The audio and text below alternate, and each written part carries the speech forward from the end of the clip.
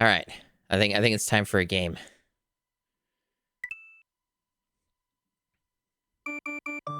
Oh man, Super Nintendo is so quiet. On this end, it's good though, because I have the volume adjusted properly. So for this stream, it's fine, just my end. There we go. Yeah, it might even be too loud. We'll see. No, it's probably fine. Well, I'll keep an eye on it. All right, Mario World. I was messing with this a bit earlier, but I wouldn't get very far. Okay. Good, comfy video game. It's been a while since I've played through it. And I think I did stream this back on YouTube like 3-4 years ago. I don't know if I beat it though. I don't know. I don't think I did. Maybe I did. Maybe I did like a quick one or whatever. But anyway, it's time for a video game. Hell yeah, and a controller that's fucking working. Imagine that. So I've played this game quite a lot. Not as much as I have some games, but I've definitely put in my time. Near and dear to your heart? Awesome. Yeah, it's the same for a lot of people, I think, including me. I have a lot of good memories with this game. According to my parents, this is pretty much the first video game I ever played. Because I was too young. Because I think, like, I played this when I was, like, 4 or something. I don't know. But yeah, it's a damn good game. I think most sane people will agree with that. It's a high-quality video game. The constant debate is if it's better than Mario Brothers 3. I don't really care too much about the debate personally, but I think they're both really good games. Yeah. Yeah, that's like the old school streaming. That's like local streaming. Before streaming was a thing, you just watch people in real life play it. That was the original Let's Play or streaming. Good times, good times.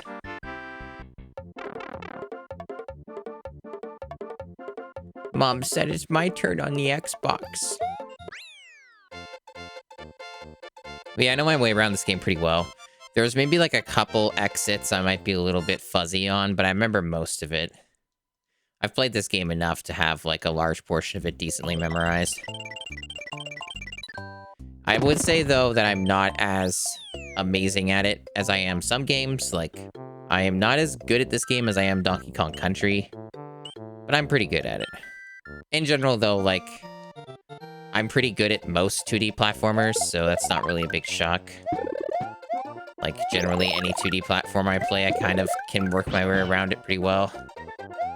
So it's not really, ever been too much of an issue, because I kind of got through all the hellish grinding of getting good at 2D platformers by playing so many of them when I was really young. So I got all those frustrations and nonsense out of the way early on. I think that most people probably don't have the patience to learn 2D platformers. It's kind of been my observation, at least like modern gamers. A lot of people don't have the patience to learn them in the year of our Lord 2023. Probably a part of the reason for that is because there's so many games to play. So, especially if you're like newer to games, people are like, from what I've noticed, at least from a streaming perspective, like I've watched like, you know, streamers play like, you know, platformers and stuff like that and games like this. And they typically don't have a lot of patience for the genre. And they're usually newer at games too. I think like if I'm being like mostly when I come to mind, I'm thinking of like VTubers, like, because like a lot of like my fellow VTubers, tend to be newer at video games. I see that a lot. They're either new to games or they're Zoomers, and they played, like, they grew up playing free-to-play games and stuff. So they didn't really, like, branch out or play a variety of things. So they, like, all these other games are new to them, so they'll play a game like this, and they'll have a very difficult time with it. Because there's no muscle memory built up, there's nothing for them to go on. It's just, you know, purely just practice makes perfect kind of deal. And just having the muscle memory click and stuff like that, right? That good old Super Nintendo slowdown. Gotta love it. Too many sprites on the screen. And, you know, I'm not really saying that as a bad thing. Just kind of like an observation. A talking point, if you will. That is something I've noticed a lot with a lot of modern gaming culture. I think there's still lots of people, though, who really appreciate these types of games and still play the hell out of them. Otherwise, something like Celeste wouldn't be as popular as it is. So there's still people out there who appreciate these types of games, but and you know, they're not necessarily for everyone either. I'm sure that even when this game was new, there was a group of people who you know, didn't appreciate these either, or really like them all that much. Like, I can't really assume that 2D platformers were everyone's cup of tea, even back when the Super Nintendo was new, or the NES, or whatever. But it was definitely the more trending type of video game. They made a metric fuck ton of 2D platformers throughout the 8-bit and 16-bit era. Use save states, I see. Back in my day, I just had the old Super Nintendo. Still have it, actually. I'm thinking about selling it, but we'll see. Bye-bye, whoever you are. Iggy. I don't know. I didn't read the name of the castle, I forget sometimes. They're all the same.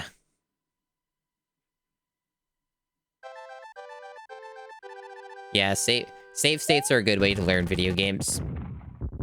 It depends on how you use them, I think, though. Yeah, it is Iggy. I think that save states are a great tool. Even cheats can be a good tool to learn games, depending on what your goals are, right? And, you know, how you use them. I think, like, perhaps if you're save stating, like, every other jump that you make in a game like this, then you're just asking to get your ass beat and also not learn anything about the game. But, you know, if you're just doing it for, like, the sake of giving yourself a little bit more of a kind of checkpoints and stuff, I'm gonna ditch Yoshi. Like,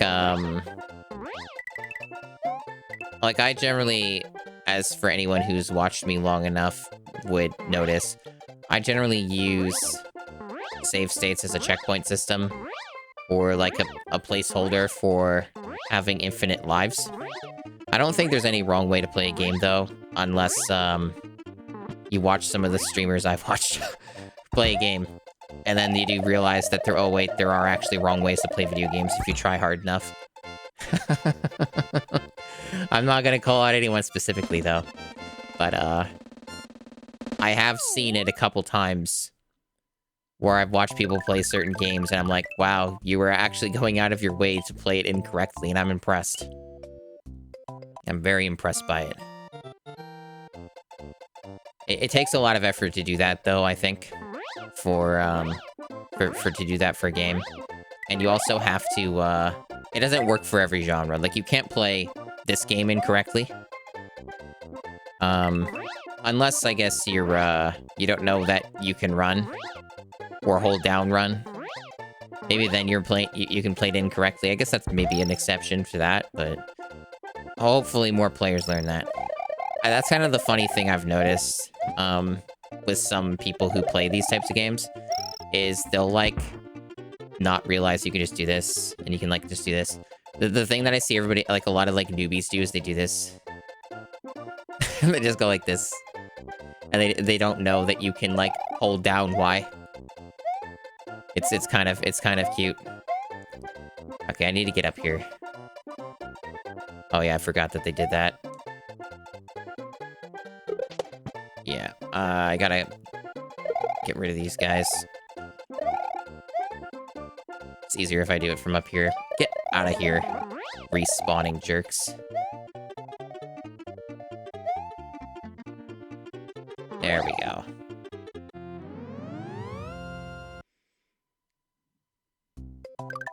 That's technically speaking what we call a sequence break, because the intended way to get that would be that you do the other exit first and get the switch, and then you run up that normally. But I did it without doing that, because I'm cool, and I played this game enough that I can do things like that.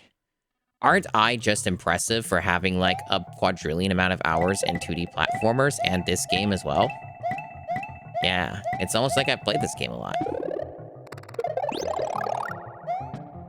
But yeah, I chose this game for my glorious return stream, if you want to call it that. Like, I wasn't intending to take, like, an almost 2-week break. But, it ended up working out that way just because of life getting in the way of letting me kind of, like, comfortably stream. Massive heat wave hit my area, and it completely fucked my ability to stream. For a variety of reasons. And, the biggest one being that it was so hot in my room. I could not believe how ungodly, unfathomably hot my room was getting. Even at, like, hours, like, at 3 p.m. Like, even at 3 p.m., it was too hot to be in my room, and on, like, most of those days. And then, other nonsense happened, like, you know, storms or threatening of storms and power outages. I had an interesting start to my day where I basically... Okay, I fucked this up. I really fucked this up. Get in there. Oh, whatever, I fucked it. I don't think you get a life now. No. An interesting start to my day. I went to bed, and then I got woken up 2 hours later from a power outage because it turned back on the power instantly after it went out, which made everything, like, make beeps and boops. And then it flashed my key light as well in my room. So I also got a flashbang. And, that was really fun. And then I had to stay up, like, an hour and a half or, like, almost 2 hours because I couldn't go back to sleep when there was no power. Because I use a fan to help drown out noise so I can sleep. Because there are too many house noises and people, and they all make a lot of noise, so I use a fan as the strategy to kind of, like, help me actually sleep. So I can just have that drown out a lot of it or give me something to focus on. I've been doing that for many years now. I've been doing that for at least a decade. It's a good tried and proven strat. I think a lot of people do that. A lot of people value that white noise, especially people with disabilities like me. So, you know, it's all good strat and good fun. So yeah, I didn't get, like, amazing sleep because of that, but, you know, it worked out. I still got, like, an amount of sleep. I was able to go back to sleep for, like, 4 more hours. So, you know, that kind of was nice to be able to have that. Better than getting absolutely no sleep, even if it was very interrupted. But yeah, so that was an interesting start of my day, and then I was trying to stream earlier, like much earlier, and that did not work out because there was just, like, too much bullshit happening in the house.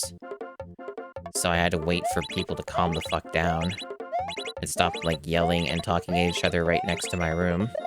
So that was really good. Oh, hey! Thanks for the raid. Welcome, Sheen Hadoken Man. Welcome, raiders. I'm Masumi. I play video games for the internet. What were you doing? What were you all up to? I'm just playing some comfy Super Mario World after not streaming for almost 2 weeks. I was actually just talking about why I wasn't streaming for 2 weeks. Oh, yeah. You saw the game and you had to raid? Awesome. Awesome, awesome. Yep, this game's a good classic. I think most people love a Mario World. I love a Mario World. I needed to play something that I know that's comfy because I haven't streamed in a while, so I didn't want to like play something that was overwhelming or required too much brain power. One of the big games I've been working on lately is Majora's Mask as the first playthrough, and I didn't want to open up with Majora's Mask because that game requires like full brain power at all times, and I didn't want to do a stream that was that demanding. I just got the most important area, the top secret area. This is where you farm all your power-ups and your lives. And your Yoshis. Quality Yoshis. So what were you doing? What game was it? Was it Street Fighter? Is that beta Street Fighter 6 still around? Oh, Metal Gear Solid 5. Oh, yeah, absolutely. By all means, enjoy your lurk, enjoy your rest. Thanks for sending some people my way. It's always appreciated.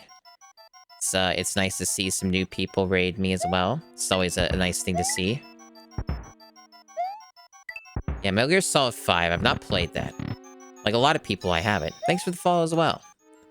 Like a lot of people, I have the game because it's dirt cheap and has been in so many bundles on PC.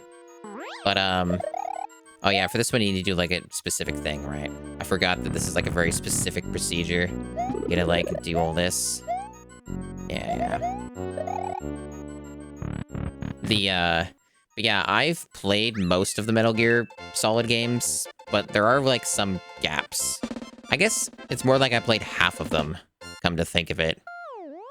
Yeah, because I did one, I played 4. And maybe that's not even half. Never mind then, I'm wrong.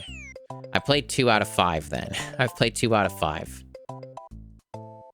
I generally know like the outline of the plots for like all of the games though, because I've just seen them streamed so many times and just hear people talk about them and stuff, so I got like the general gist of it. But I would like to play through all of them at some point, and most likely on stream. I have some vague plans of that at some point to do that. I bought the full collection on PS3 specifically for that reason. That was used to lecture you on the lore. Metal Gear as a franchise is deeply stupid. It's like a good kind of stupid for the most part, I would say. It's a pretty good kind of stupid, but it's really silly. It's really silly. Told you to come bully? Oh, I see. I'm not sure if I'm a very bullyable streamer, though. Like, I don't really view myself that way. I know that there's this whole shtick that, like, probably half of VTubers have. Where it's like, they're, you know, the chat bullies them and stuff. And that's like, that's kind of the gimmick, right? It's about half of the VTubers, and then the other half, it's like just, you know, whatever, and it's just more normal. Like, you know, there can always be attempts at bullying, I suppose, but for the most part, people don't really try to bully me all that much on this stream. But you can make an attempt. We'll see how it goes. Your chat never bullies you? I see. Oh, okay, well, always have to look at the evidence to find out. But, yeah, I don't know, people don't really bully me here. Like, my regulars don't usually bully me. It's pretty rare. I think it's probably because I'm, like, the kind of person who, like, doesn't really take much shit from people. And, oh, I just fucked this up. I really should have, not fucked that up, huh? Enjoy your rest. Yeah, if people gotta go to bed, they gotta go to bed. I'm streaming pretty late. I intended to stream much earlier, but life did not allow it to be. So I am doing a bit of a late one here. Not sure how super long this stream will be, but I'll be going for a little bit for sure. I'll be going for a little bit. Alright. I am fucking up. I'm thinking about too many things while I'm trying to play a demanding video game for ultimate gamers.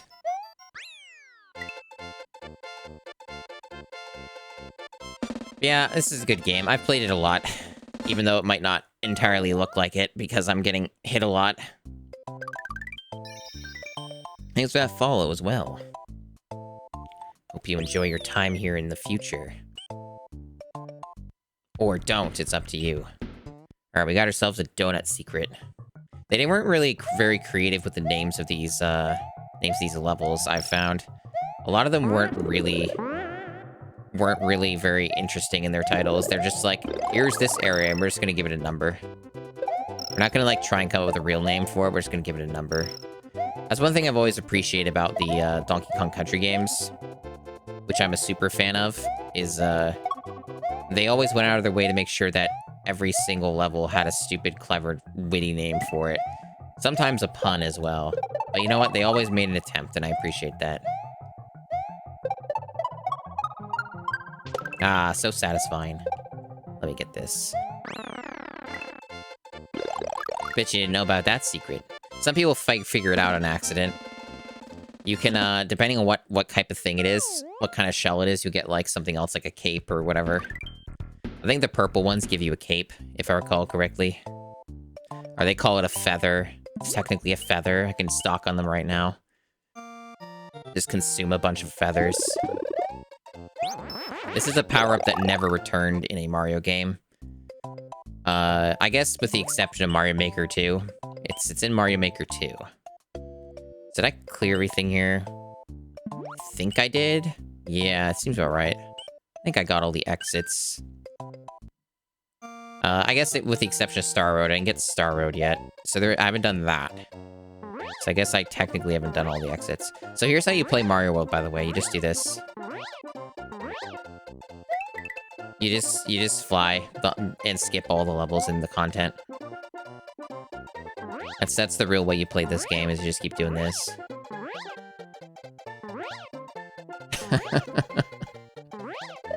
Oh, there's a 3-up. Beautiful. You forgot to close your stream? I've done that before. Not for too long, I always catch myself, but I have been there. I vibe with that.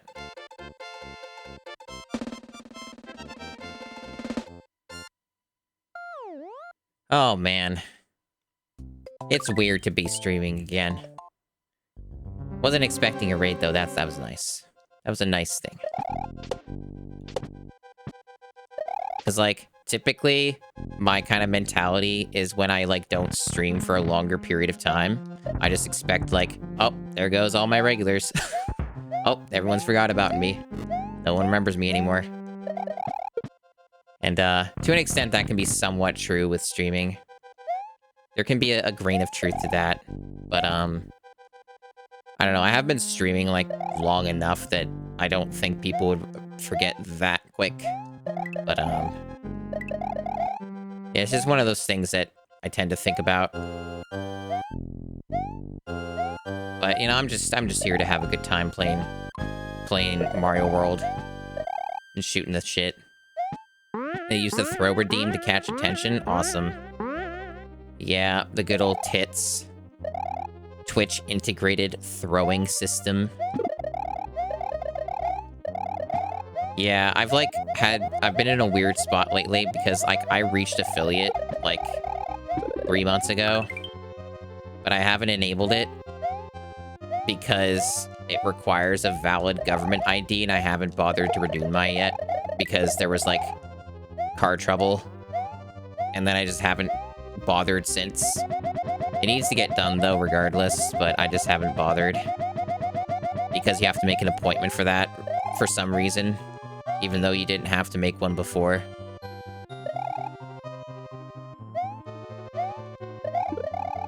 So, you know, just making appointments for things is annoying, because then I have to be awake for it.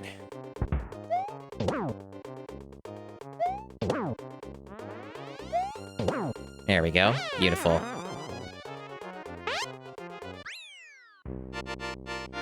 Mario looks so happy when he's looking up.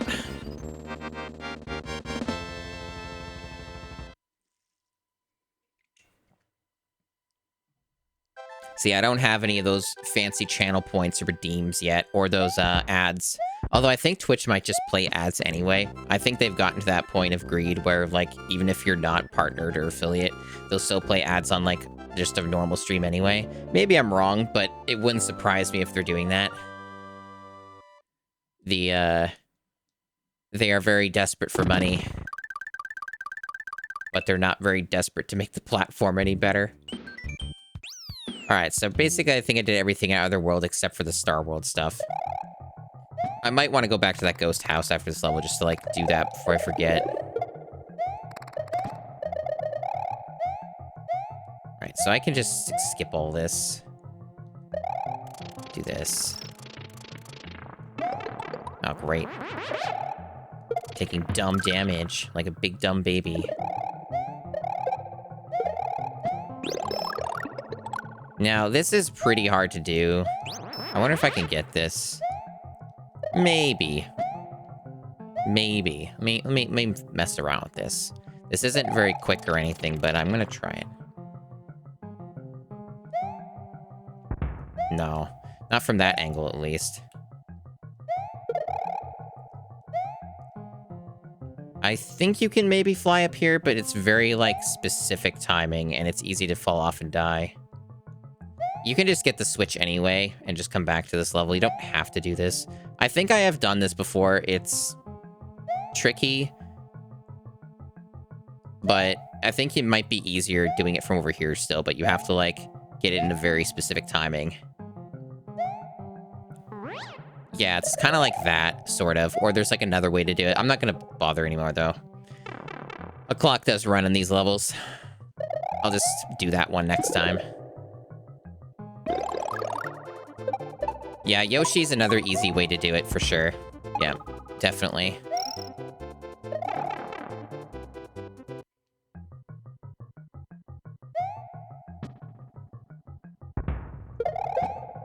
Whoa, that was weird. Cape going wild there. Oh, fucking really? Bullshit. The cape should have whacked those guys off. Oh, whatever. Now I'm stuck with the weak fire flower. Woe is me.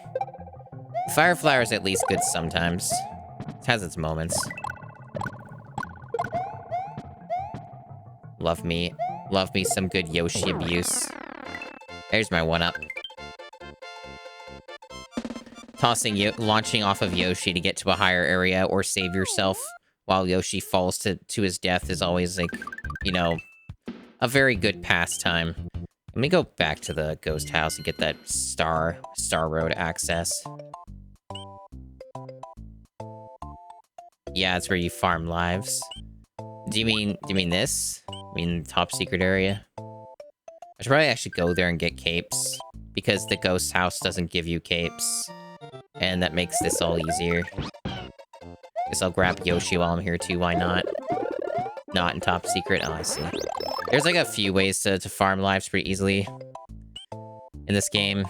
But yeah, I think I might know what you're talking about.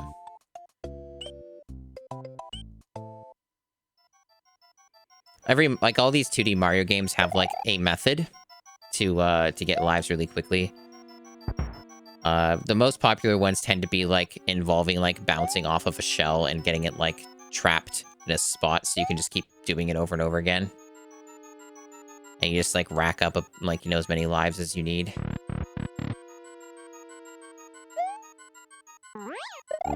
Okay, so for this one, if I recall correctly, I just have to fly up. Yeah, the gray P-switch. I see. So I think this one's just a simple, like, you fly up. Just gotta watch out for the boost. Yeah, there we go. But you need to, right, you need to enable the thing first, right? So it's time limit. Gotta hit that P-switch. Let me get these guys out of the way. There we go.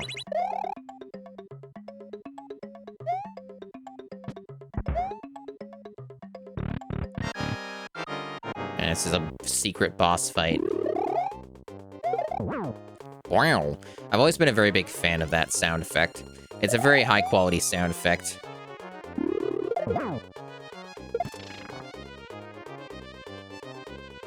I love a good wow. So good. And the rule of threes, of course. Classic rule of threes. Always takes 3 hits or 3 stages for a boss in order to down him. I mean, not every game goes by that rule, but it's a pretty common one. This is the Star Road. This is where you sequence break the game. And, you just, like, go straight to Bowser's Castle, which is not what we're doing. But, you know, I'll do some stuff here, I guess, just to open up some of the paths. Alright, down we go. This is actually slower with Yoshi. Actually should get rid of Yoshi, because Yoshi, like, gets replaced anyway by better Yoshis. Superior species.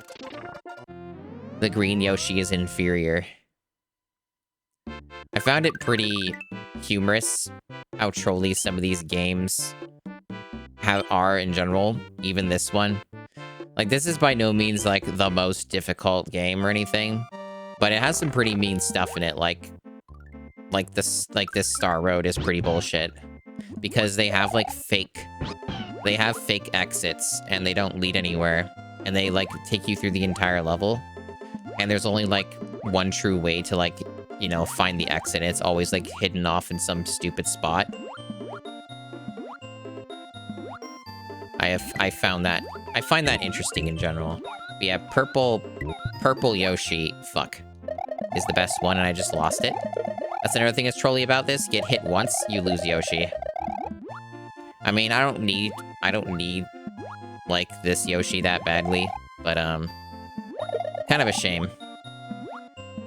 I don't really, like, use Yoshi a lot in this game, because it's usually more broken to just, like, use Mario, especially with the cape. Because you can just skip all kinds of stuff if you feel like it. It's kind of like the thing that's a bit weird about this game that's very different from all the other Mario games, is it's, like, really... The cape is such a fucking busted ass shit. Power-up that they never dared implement it in a Mario game again.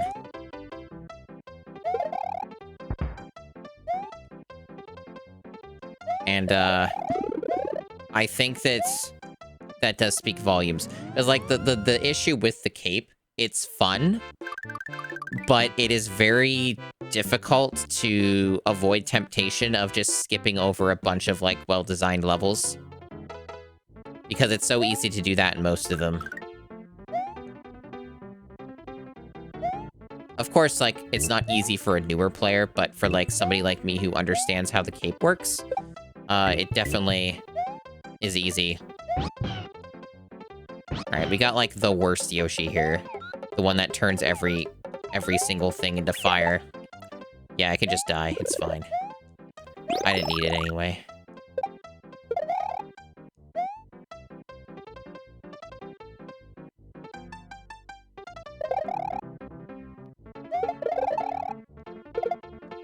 There you go.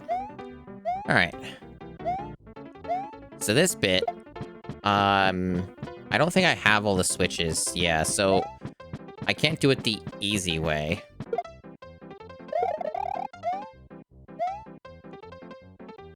I'm not sure if I can do this at all. I might just actually die here. Might be my first death. No, wait, no, I can do it. Okay. I wasn't sure if there was, like, switches covering the entire platform, or if it was just, that one spot, but I guess it's just that one spot.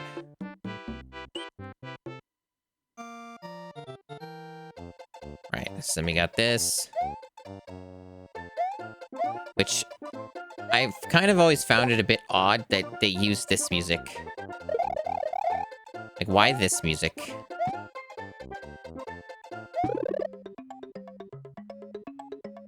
I've always wondered that. Because this level doesn't really scream, oh yeah, let's have happy, cheery, go-lucky music. The background doesn't really give those vibes. I always found that kind of a bit of an interesting choice.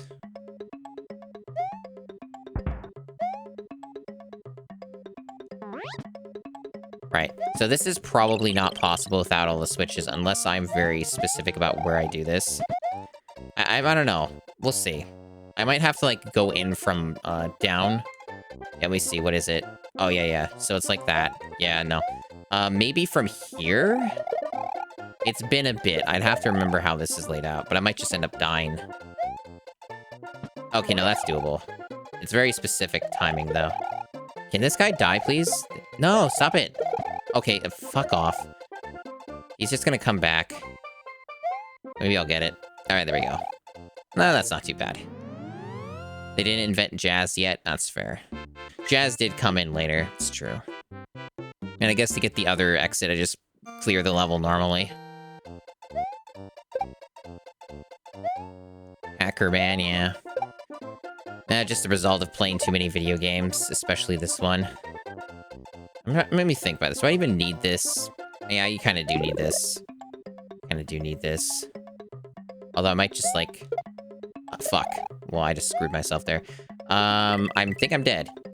Yep. That's first death.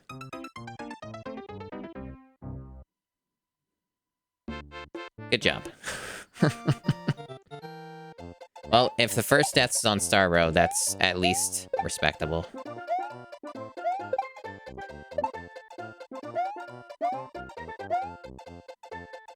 Yeah, just... No, go that way. There you go.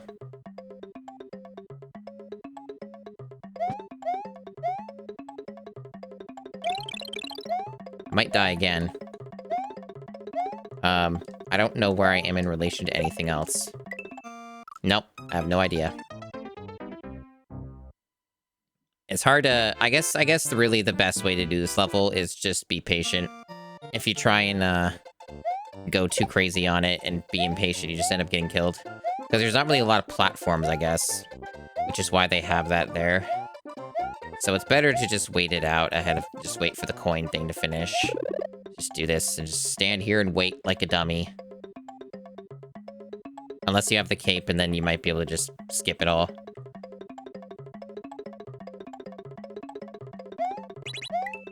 Alright, and now I can kind of just take a leisurely run. While avoiding Koopas. Well, sort of. I wouldn't say it's that leisurely. Where am I? Okay, there I am. Yoshi. This Yoshi's okay. Does, like, the big stompy thing whenever there's a shell in its mouth. Alright, that's cool. It's no worries. I understand what big streaming is like. I've done big streaming. I've done, like, 9-hour, 12-hour streams before. I don't do that very often, but I have done them. So I understand what a big stream is and the necessary rest and recuperation required. So don't worry about it. Take care of yourself and enjoy. Enjoy any sleeps that you get. I'm just glad my internet's holding up so far, because it had an outage. Yeah, like, my day was very interesting. I, interrupted by a power outage after 2 hours after going to sleep, then having to wait for the power to come back. And then I slept for 4 more hours, which wasn't enough, but better than nothing. And then the internet goes out for like 10 minutes. It makes me think, oh man, should I even bother trying to stream today? And then I go have a shower, and then the hot water runs out. And then it gets cold. Very interesting day. Very interesting. Alright. Special world. Should I get the hardest levels out of the way first? Maybe. Gnarly. So gnarly, dude. This is the most 90s, like, level title that you can think of. Alright, Yoshi is impossible to use here.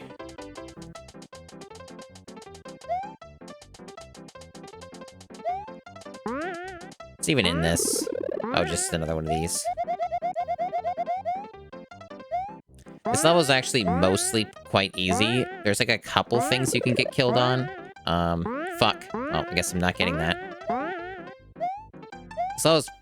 Like, I guess the more difficult part about this level would be the platforming. Just like if you don't know about... Like, you're just not good at the platforming bit, or you get trolled by that motherfucker. That guy's a good troll. I remember a little bit as a kid dying to him a lot. But if you just hug the right, I don't think it's possible to actually get hit. You can get hit by that, though, which I kind of forgot about. I didn't actually think he would get me. Maybe I'll do this later. Maybe I'll do this later after I've warmed up more. Alright, so I believe my starting point was here. Yes. I guess I'll grab my power-ups while I'm at it. Get myself topped off.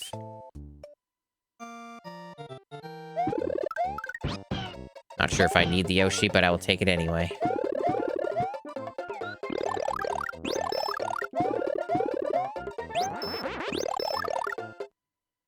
Oh yeah, I also forgot the other funny thing too, is that my controller that I was using wasn't working properly. That was also funny. So there, you know, a lot of things happening today that were like, you probably shouldn't stream a video game. But despite all the odds, here I am. Despite all the things trying to ruin my day, I am here. And I'm ready for it.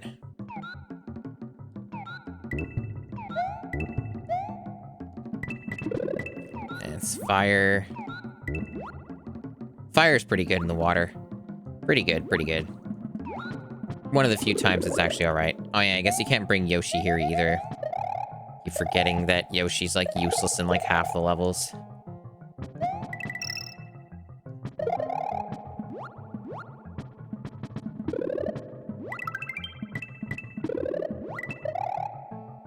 There we go. I think there's, like, a couple routes to take here. This is the one that gets you the, P-switch.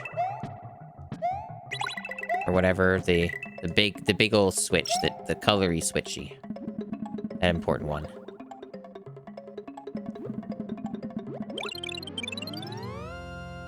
Nice SNES slowdown there. It's good. That's why you pay the big bucks. You pay the big bucks for a Mr. FPGA, so you can revel in completely hardware accurate consoles, like playing hardware accurate Super Nintendo, so you can fully enjoy the slowdown and limitations of the console in all of its glory. I do own a real Super Nintendo. I also did own this game for ages, but I sold that game. Like, I sold Mario World, the cartridge, a while ago. And I also don't have a good way to capture real hardware anyway. Neither do I have, like, a working Super Nintendo controller.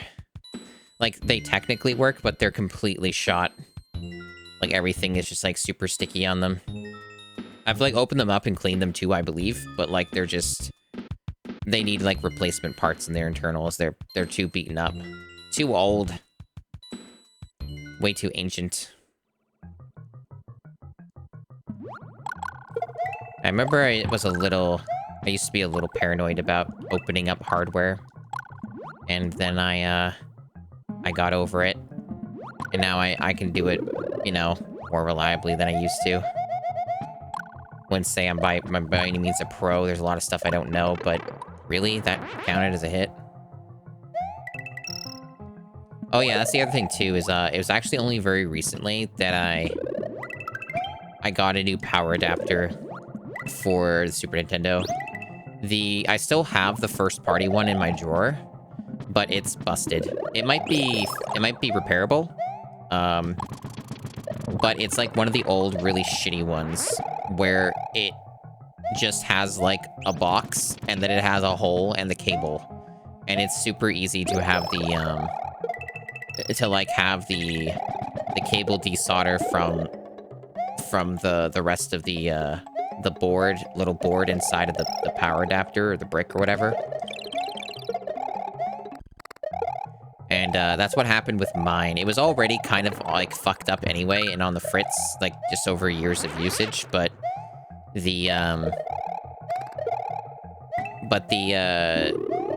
forgot they did that splitty thing. But the what really did it is I had it in like a bin, and it was in a bin with a bunch of other cables, and then I just like by reflex pulled on a cable and then lifted the power adapter like with it, and that was enough to break it, where it like lost its connection, so then it just wouldn't work anymore. And it was only like recently, like a few months ago or something, that I bought a third-party one. And from what I've seen, it's safe. It's one for both the Genesis and Super Nintendo, and it seems safe. Like, it's not like one that's gonna like blow up the Super Nintendo. And I tested it and it worked. And the main reason one of the main reasons I got that was so I could test to see if the Super Nintendo like was alive, because there's not a guarantee of that. So in case I do want to sell it, I wanted to make sure it was actually working. So, but I might just end up keeping it. I don't know. Because I do have a retro tank, but the whole real hardware thing has a lot of problems too. And the Mister is essentially the same fucking thing anyway, but better. So I don't know if I really care that much. I'm kind of like in a weird flux with some of that stuff where like I have all the tools for it. Like I have the means, but I don't know if I care outside of like a couple consoles. Like, I mainly got the RetroTink 5X for like Wii, GameCube, and maybe N64 down the line, maybe, and PS2. Those are like the main reasons I got it. So I'm not like sure, even though I own like a Super Nintendo, I'm not sure if I really care enough to use the real Super Nintendo, just because of how much extra work and money it would require to get that kind of setup working properly for streaming. Because I'd have to get either new controllers, or I would have to repair the controllers I have. I would have to get like a better cable, or whatever as well for the Super Nintendo, so it doesn't look like shit. It's all kinds of things, and I don't know if it matters when I can just boot up the Mister, and it's the exact same thing anyway, and more convenient, and doesn't cost me extra money. So, it's just one of the things where I think, oh, that would be neat, though. I just think, oh, it'd be neat if I, like, played some, real Super Nintendo games on real Super Nintendo hardware and captured it, like some streamers like Dot Level does and all that. Like, I think, oh, it's neat. It's kind of a fun novelty, but it's also a lot of extra bullshit. But I can just use this. So, it's just something I think about sometimes, but I usually stop myself just because then I think, oh, but all of these issues. Because, like, even, like, watching Dot Level, she runs into problems all the fucking time with her setup. So, like, that also deters me, where it's like, her controllers get wrecked. She runs into issues like that, or the consoles just start having weird problems. It's like, do I want to have to deal with that? Probably not. Probably not. Maybe if there was a bigger incentive, I would care more. But the Mister is such a fucking good thing to have, and I spent a lot of money on it anyway. I'd rather just use it, I think, for most of my needs.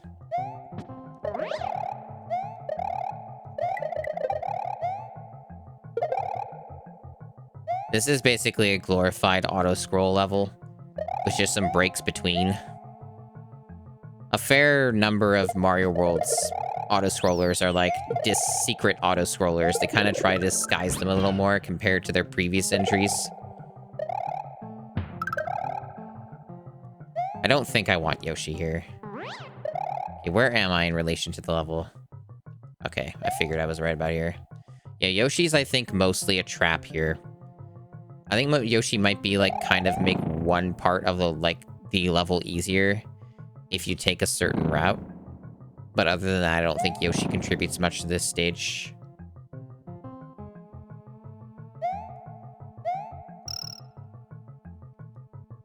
Yeah, I think it's, like, up here. Yoshi can't get hit by, oh, no, am I thinking of a different level? Or maybe it's just not yet. It might be later. Maybe it's, like, you fly over here.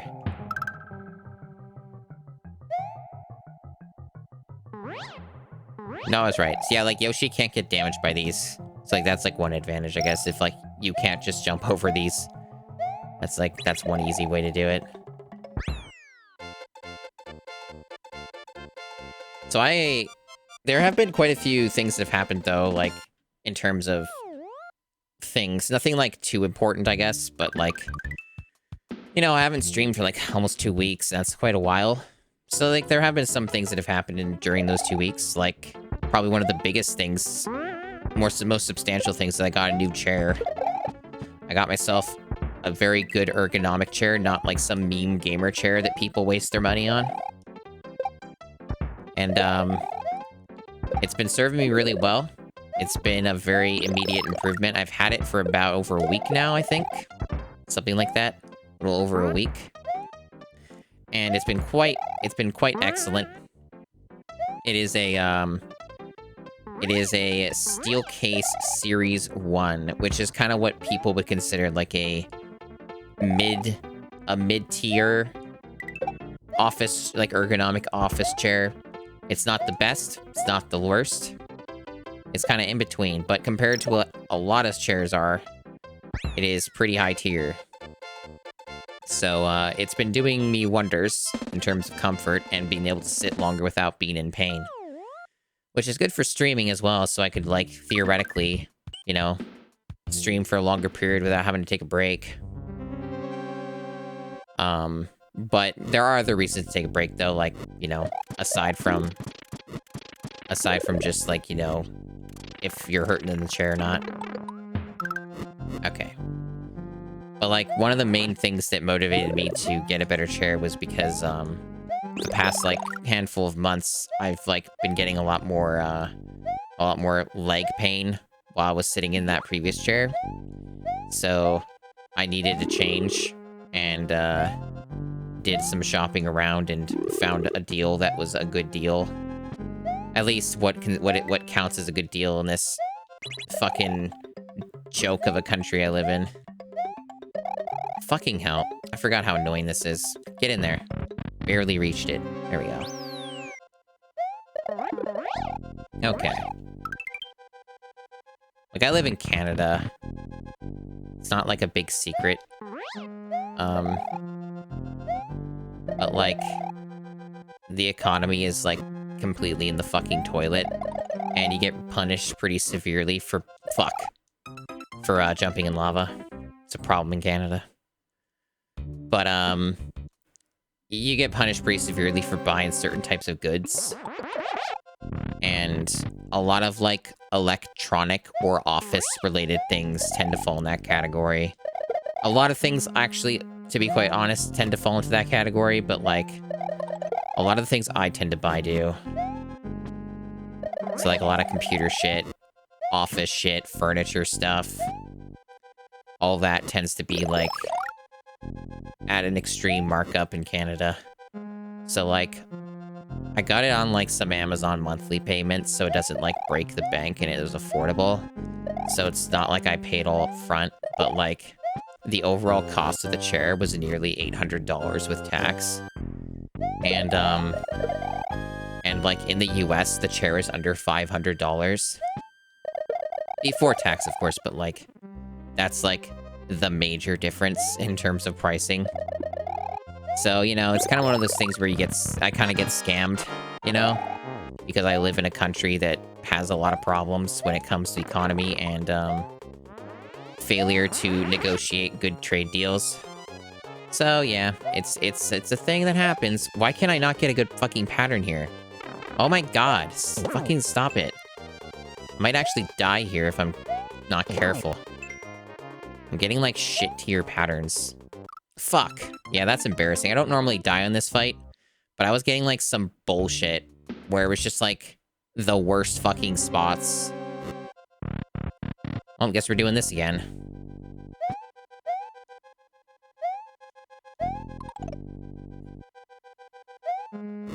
So yeah, I'm not really... There's a lot of things about living in Canada land that suck pretty hardcore. There's, you know, a lot of good things too, though. There's a lot of positives, but Man, the negatives these days especially are quite substantially negative. So that's always quite unfortunate indeed. Really wish it didn't cost like $5 quadrillion to do anything here. Oh well, that's how it be.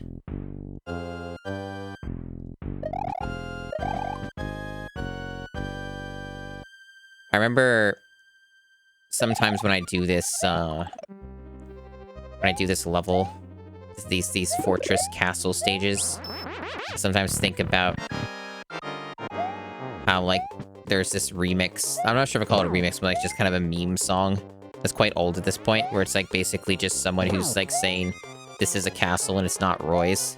Not Roy's, this is a castle and it's not Roy's. Kind of how that one goes. I don't know why I think of that sometimes, but I do. It's kind of silly.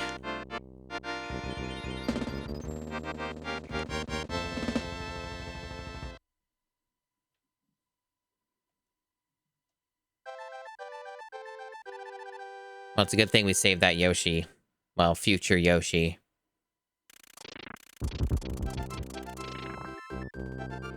I wonder if you can abort a Yoshi. They're always like eggs, right? How do you abort an egg? Do you just step on it?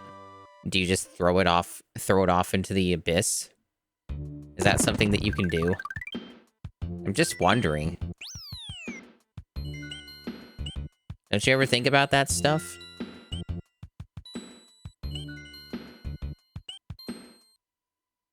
No? Just me? Okay. Fair enough.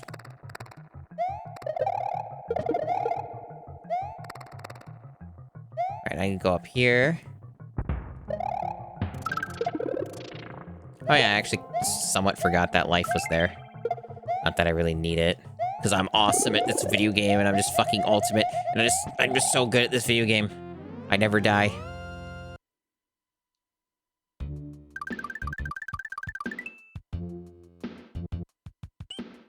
Alright, Vanilla's Secret 1. My most favorite secret of all.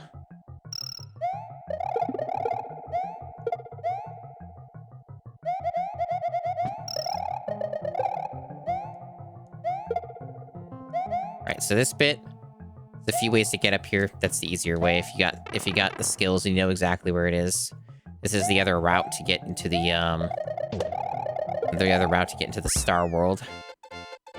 Many ways to get in here.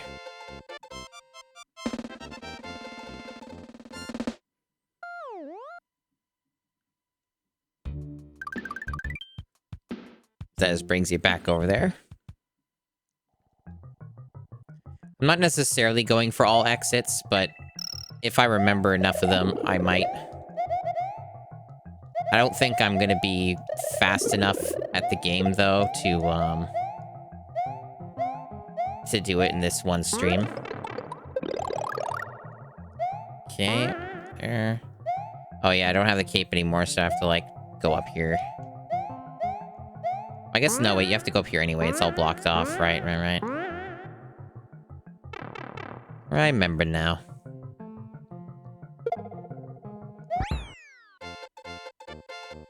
But yeah, this is a nice, comfy game.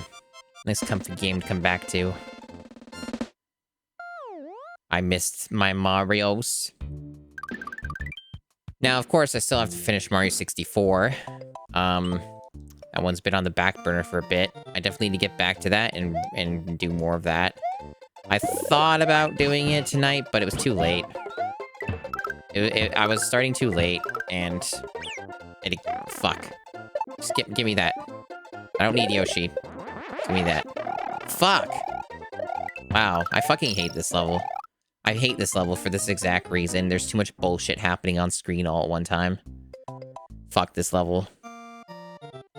It gets a little better once you get past this initial bit, but this, like, initial bit fucking blows.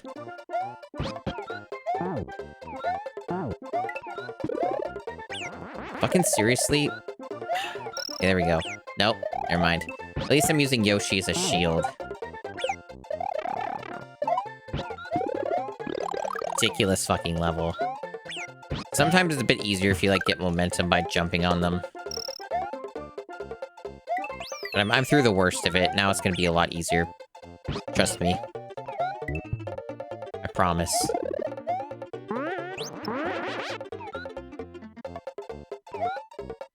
You think I would lie to you?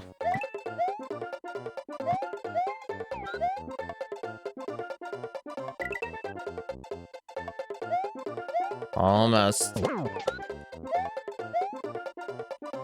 There we go. That's the stuff. That's the stuff. Let's see if I can lean back. Yeah, the tracking still works when I lean back a bit. I just don't want to get too far away from the microphone, though. Okay.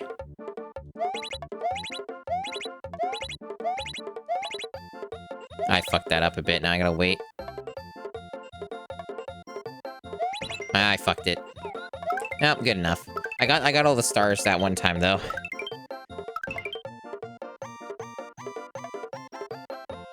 Gotta get all the lives for some reason, because I need them, I guess. Trust me, I need them. They're very important. Maybe I should just, like, push in more. Trying to, like... I'm still, like, trying to figure out, like, what's kind of the meta with this chair, since it's still pretty new in terms of, like, what is going to be the most comfortable. This might be okay. I like pushing in more closer to the computer. Ow. Fucking thumb. Don't you just hate it when you get random shooting pains for no reason in your body? I hate that. Just neurons firing in the wrong way or something. I don't know. Just weird shit. It's my thumb was like randomly like just like kind of getting a stinging pain for a second for no reason. Maybe that's just carpal tunnel. I don't know. I don't really think I have carpal tunnel though, to be quite honest. And if I do, it's probably like mild. I generally take pretty good care of myself when it comes to that kind of thing. I have overdone it in the past sometimes, but I don't go too crazy.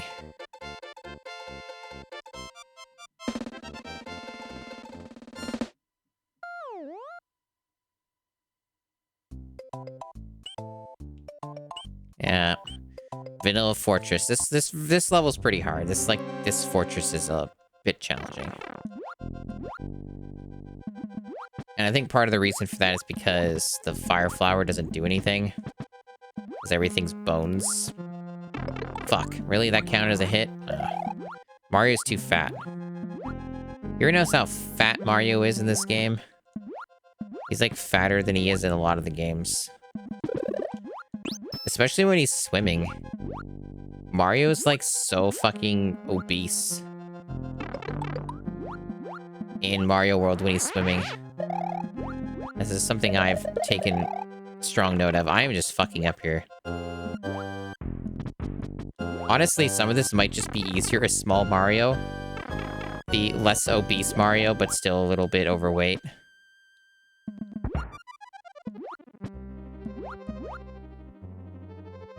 Those bugle chips, yeah. That's a good way of putting it. I think when I was like a kid playing this game, that's kind of what I thought whenever I saw them, is they're bugle chips. Thanks for bringing that back.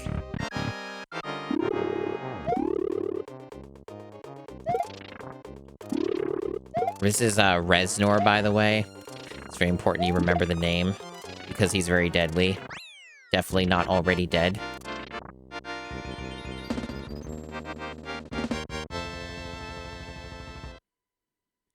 One of them named Trent? No, unfortunately not.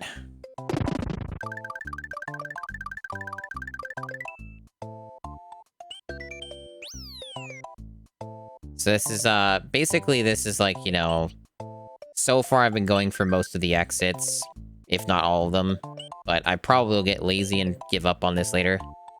Yeah, we were close to cracking the code, it's very true. This is basically just two different routes. It leads to the same area, but you get, like, extra levels, so I'll just end up doing both anyway. Oh yeah, this level kind of sucks, because it's, like, a really terrible auto-scroller. It's easier with cape, like everything in this game is. Everything is easier with cape. Arguably, this is easier without Yoshi, but I guess if you don't have Cape, you can use Yoshi as, like, your bailout. You can use him as your eject button if you fuck up. And you might be able to salvage it. Like, in that case, I barely made that platform.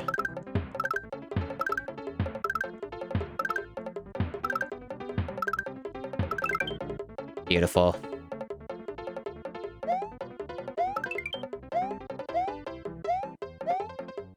It's another one I barely made. Yeah, this is like... I have memories of playing this. Like, there's like, decent parts of this game I remember, like, as a kid, first time playing. And I remember how fucking frustrated I got at this level. And rightfully so, to be quite honest. This level's pretty damn trolly, especially with, like, how it just randomly, like, slows down to a crawl like it is now, and then it speeds the fuck up trying to murder you. It does that a lot. So hold on, I'm gonna adjust my mic. It does that a lot. It's a mean level. Nintendo was really out to get you for this one.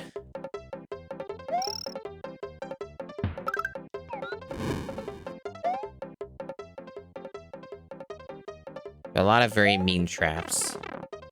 But yeah, that's like a really fucking intense platforming level. I'm glad I didn't screw it up, because the thing about auto-scrollers that's the most painful is there's no way to make them go any faster. Unless you're playing, like, Donkey Kong Country. Sometimes you can break the levels with speedrun glitches. I think there's an exit here with Yoshi. Well, he's dead now. There might be another spawn for Yoshi, I don't remember. I think you get, like, an exit with the wings or something. I don't remember exactly how it works. I remember it being slightly convoluted.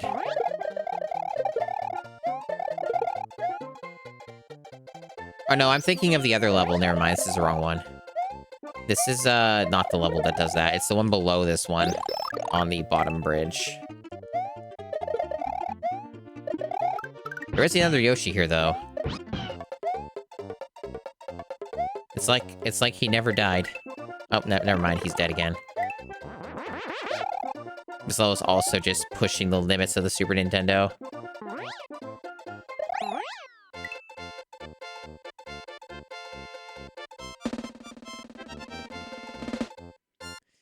Let's see what else I was doing. I got a new chair, and it's been a lifesaver.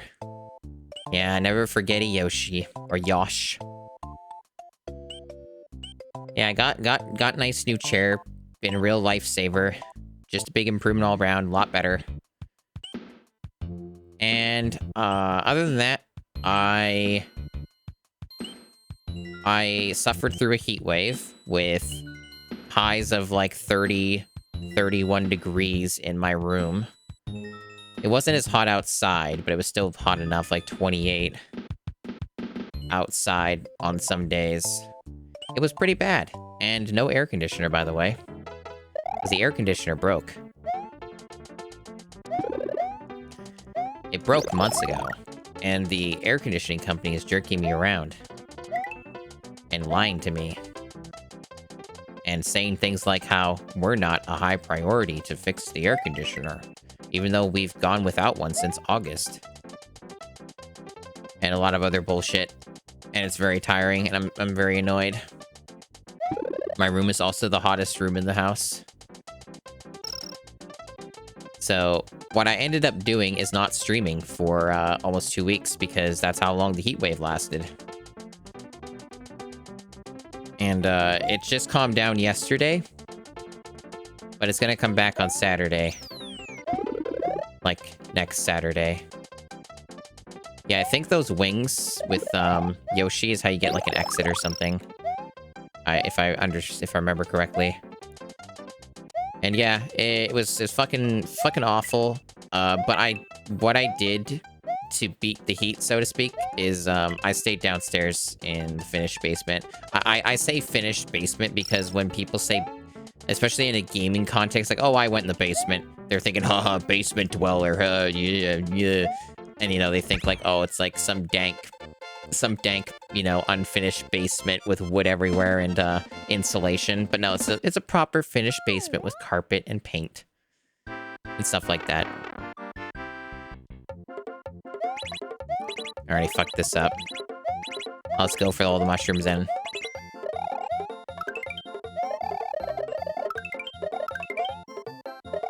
And I mostly stayed down there where I have like a little home theater. I got like a 2.1 speaker setup, an OLED TV. It's a nice little setup. I enjoy it. And I use that for, watching some stuffs and mostly playing games. What I did is, so I have like a pretty strong desktop computer, like what I'm streaming from right now. It's like, 3080 system.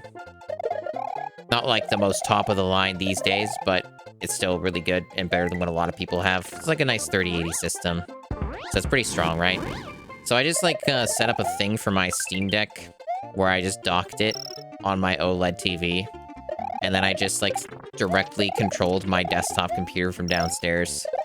And then I played a shitload of Honkai Star Rail on that with the controller, and just enjoyed it from there, and tried to forget how hot it was.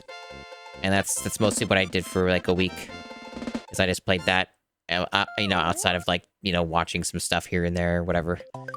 So I mostly didn't really spend much time in my room, and I did try to like think like, oh, when can I stream, right? And I couldn't find a time slot to really stream because I couldn't get up early enough, and even if I did get up too early, then nobody would watch me because I don't stream mornings anymore. Because like mornings would have been the only time I could have streamed.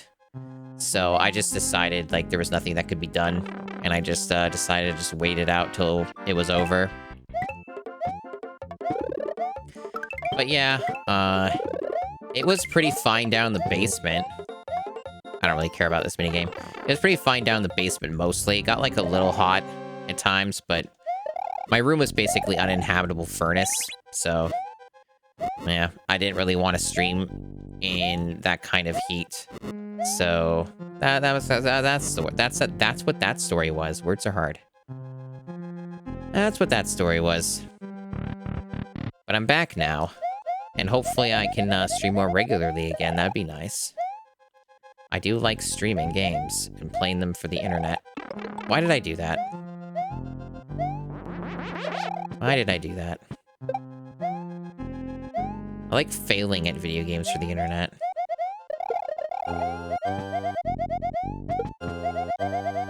Yeah, that's what I want to do. Oh, it's one of these guys. Ludwig? It's actually the only one of his kind. Yeah, he does that goofy thing. Yeah, Honkai Star Rail, played a shitload of that. Had a good time with it. I enjoyed it. I basically exhausted everything from the release version. So I basically did everything you could feasibly do, at least at this point in time. Did basically every side quest, even some unmarked ones. Did all the main quests. Got all the treasures. Except, like, I guess there's technically a couple in the other area I didn't grab yet, but we got most of them. So I basically have done nearly everything. So I'm, like, way ahead of most people who are playing that game currently. Because, I basically no-lifed it as a distraction from Heatwave and giving me something to do. So, that was nice. I had a good time with it. And, look forward to playing more of that in the future.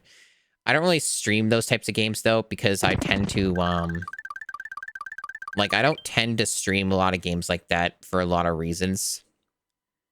I think, there's a lot of reasons why I don't stream certain games, and one of them would be I don't really care a whole lot for its community. So, same with, a lot of these games, but mostly just, Hoyoverse games, you got Honkai Star Rail, the newest one, Genshin Impact, the previous one. I play both. I've played Genshin, quite a lot. and pretty consistently for about 2 years. And, it's a game I enjoy, but the thing about a game like that is the community for Genshin Impact and probably for Star Rail as well. They're, like, not the kind of community that I like to bring to a stream. Like, and I think, too, that, like, there's a lot of, I think, like...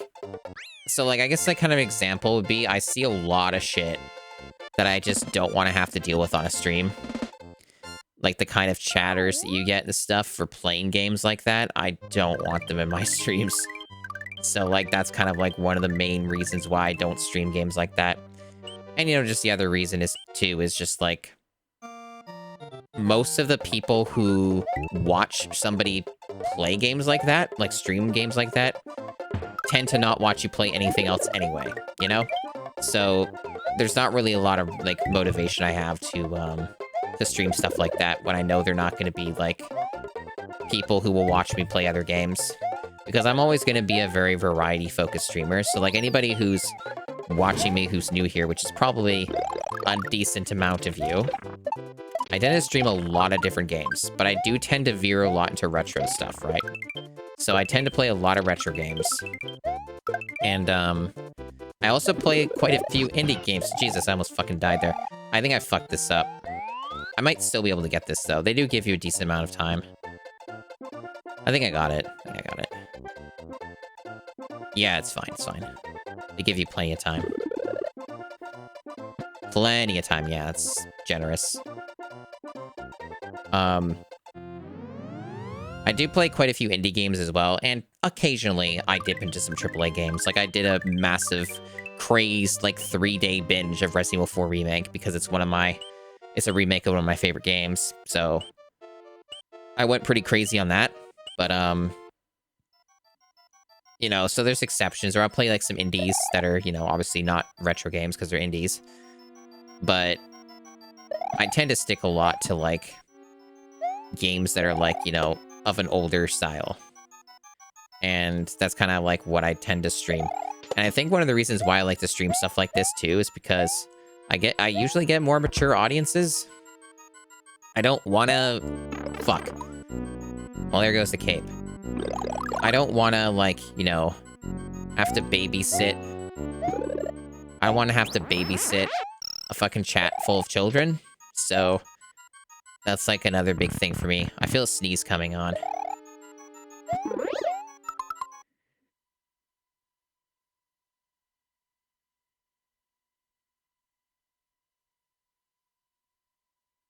Oh, okay.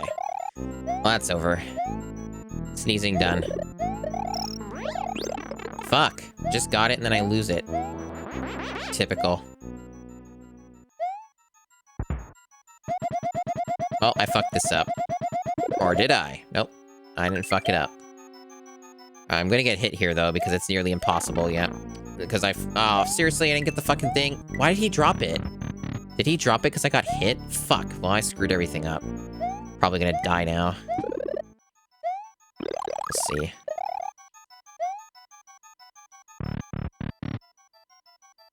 I might still be okay. Can sustain myself off of these useless fire power-ups. Well, the cape's good. The cape's good. The only problem is if you stay still for any length of time, they just fucking swarm your ass, and then they hit you. So you always gotta keep moving on these levels. Or they're just gonna fucking destroy your ass. Alright. There we go. This is where I want to be. Now, if I recall correctly, the correct exit is the one that is at the very end. Just the last one right here. That'll do. But yeah, like, when you stream a lot of retro games, or, like, indie games, you mostly have adults watch you. And I usually prefer that, because kids are annoying to have to deal with. Yeah, so that's just, like, an extra exit. You don't need it. But I wanted to get it, because I'm being thorough. I think if you pick a different door, like the one before or something, it might give you another route. I'm trying to remember how it works. It's been a bit since I've played this game, so there's a few things I'm a little spotty on.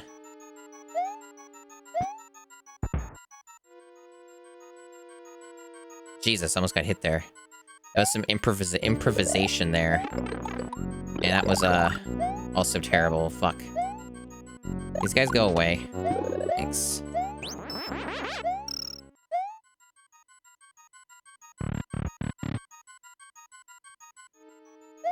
Now, was there like a whole thing with flying here that mattered? No, because it like cuts off here, so unless there's a super duper secret, there's nothing else. Right. So I think if I pick like the second last door or whatever, maybe not even that, just a door, it might give me the other route. Trying to remember how this worked. That's the last door. And there's this one. This one. Take this one.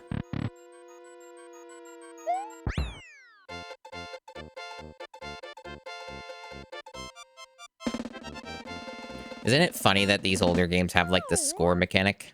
Very meaningless, but they got it. Yeah, this is the other route. It's the old holdover from the arcade days. I never played arcade games. I saw them, but that was about it.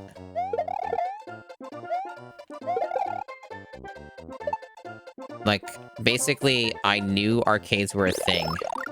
I saw them in, like, some places, but I never played any of them because they were expensive and I grew up poor. Wah wah. What a downer. Yeah, I grew up poor.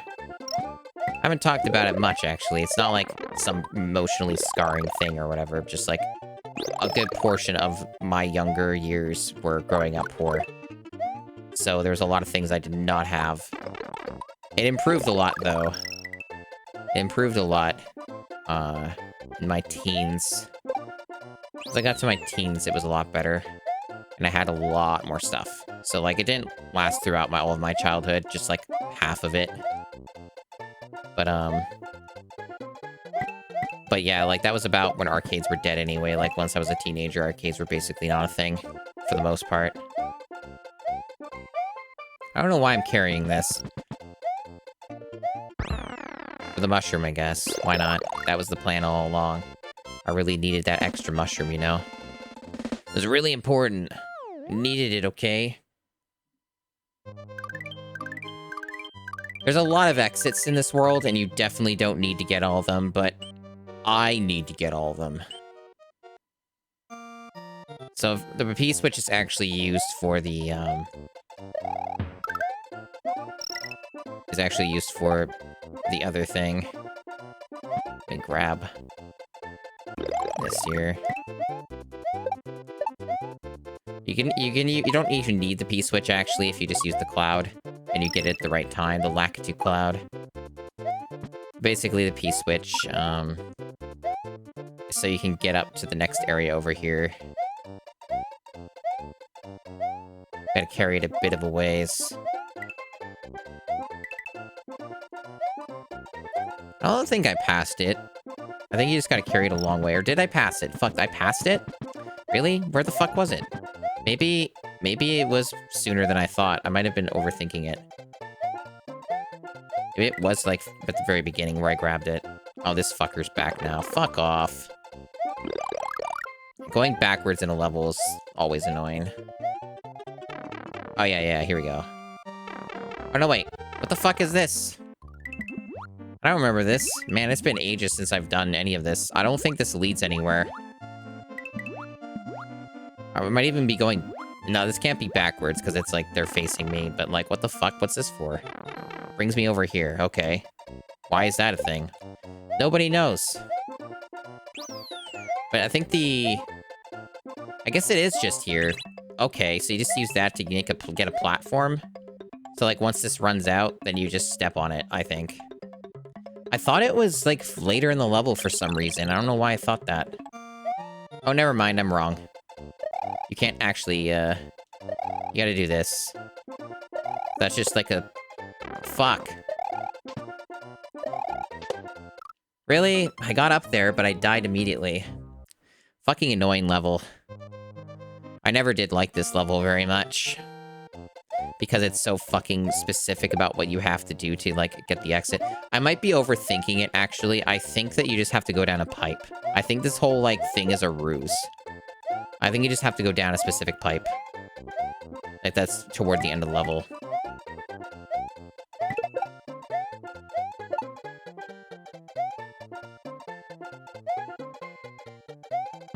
I might be thinking of the other level. I don't know. I get them confused.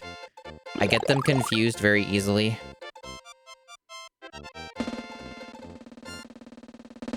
Maybe... I don't know.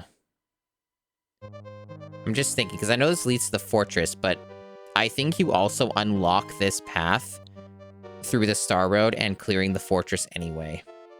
I think that's my recollection of how it works, but I'm stubborn, so I'm just gonna keep throwing my head at this level until I fucking figure out what the fuck I don't remember about this level. How did that not count as a hit? I was very much hitting that dude. But I guess the game disagreed. I should have jumped on top of him, but it didn't count. So I'm gonna complain about it endlessly. And have a temper tantrum on stream. That's what we do here, we have temper tantrums. That's what streamers do. We get extremely mad.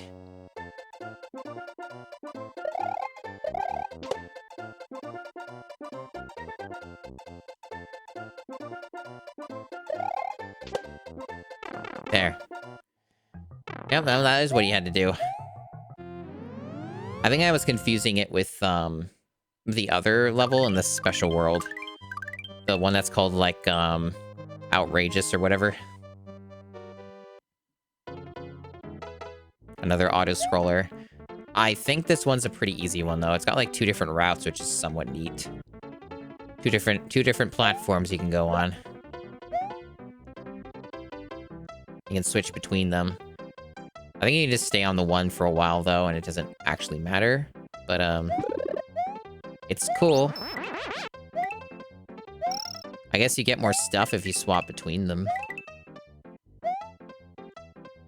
Just don't look at the background. Like, don't try to follow the background with your eyes, because if you do that, then you're gonna feel sick.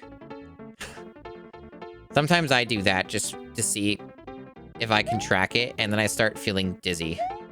And it bothers me because the background moves so fucking fast for some reason. The background's moving at Mach speed while you're, like, moving at a snail's pace. It's really weird. I don't know why they thought that would be exciting. Maybe it was to, like, hide the fact that this level kind of sucks.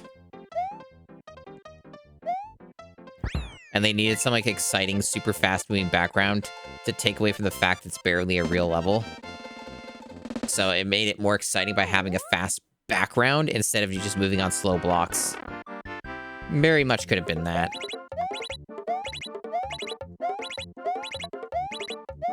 Beautiful. Perfect.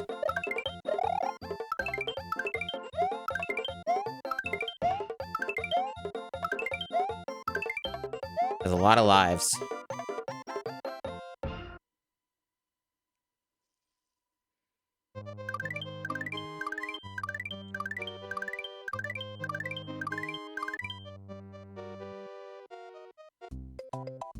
All right.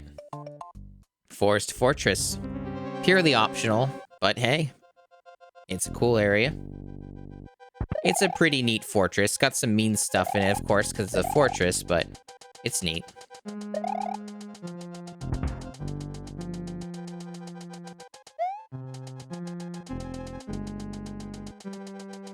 One of the things I was recently doing a big binge of, which was not necessarily out of character for my stream content, but like I was doing a lot of, was I was streaming a lot of heavily modded Skyrim.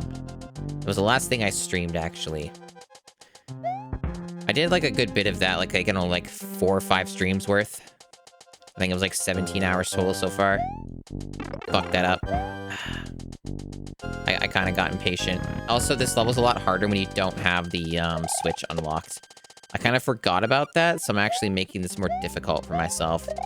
Which maybe that's more exciting. Maybe that's the content we need. Fuck. was dumb. Why did I do that?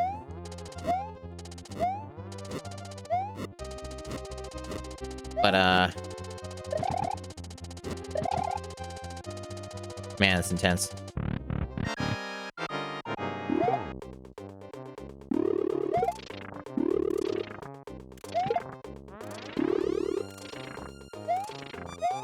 Yeah, it was close. I actually almost didn't make that jump. Might not have looked like it, but I was pretty close to falling off. Hey, British dwarf. Yeah, I did it for the content. Exactly. It was on purpose. It's definitely because I didn't just forget that, you know, that's a mechanic of the game sometimes. I love that noise. It's a good noise. I appreciate that noise. I think there might be one more exit at this level. Maybe I'm wrong. I thought maybe it's split down the middle here and gave you another, like, pointless route. Maybe that's the next level. Or maybe it's the ghost house. It might be the ghost house that does that. I don't remember. It's not that it's really that important. I don't need to get every exit. Just, you know, I was thinking about it.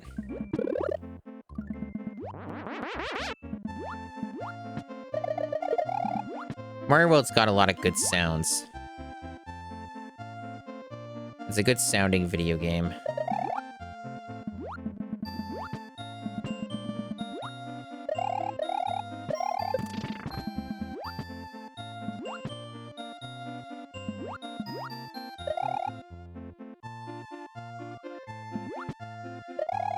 Yeah, and other than playing a shitload of Star Rail on my unintended stream vacation, I was more recently catching up on some Genshin Impact bullshit. Getting caught up on some stuff I was neglecting for a while in terms of just some cool story stuffs that I was behind on. So I did some of that. Still actually doing some of that, but I always take that game at my own pace. My pace, though, does tend to be a lot faster than most people since I do play a lot more of that game than many other more casual players, I guess.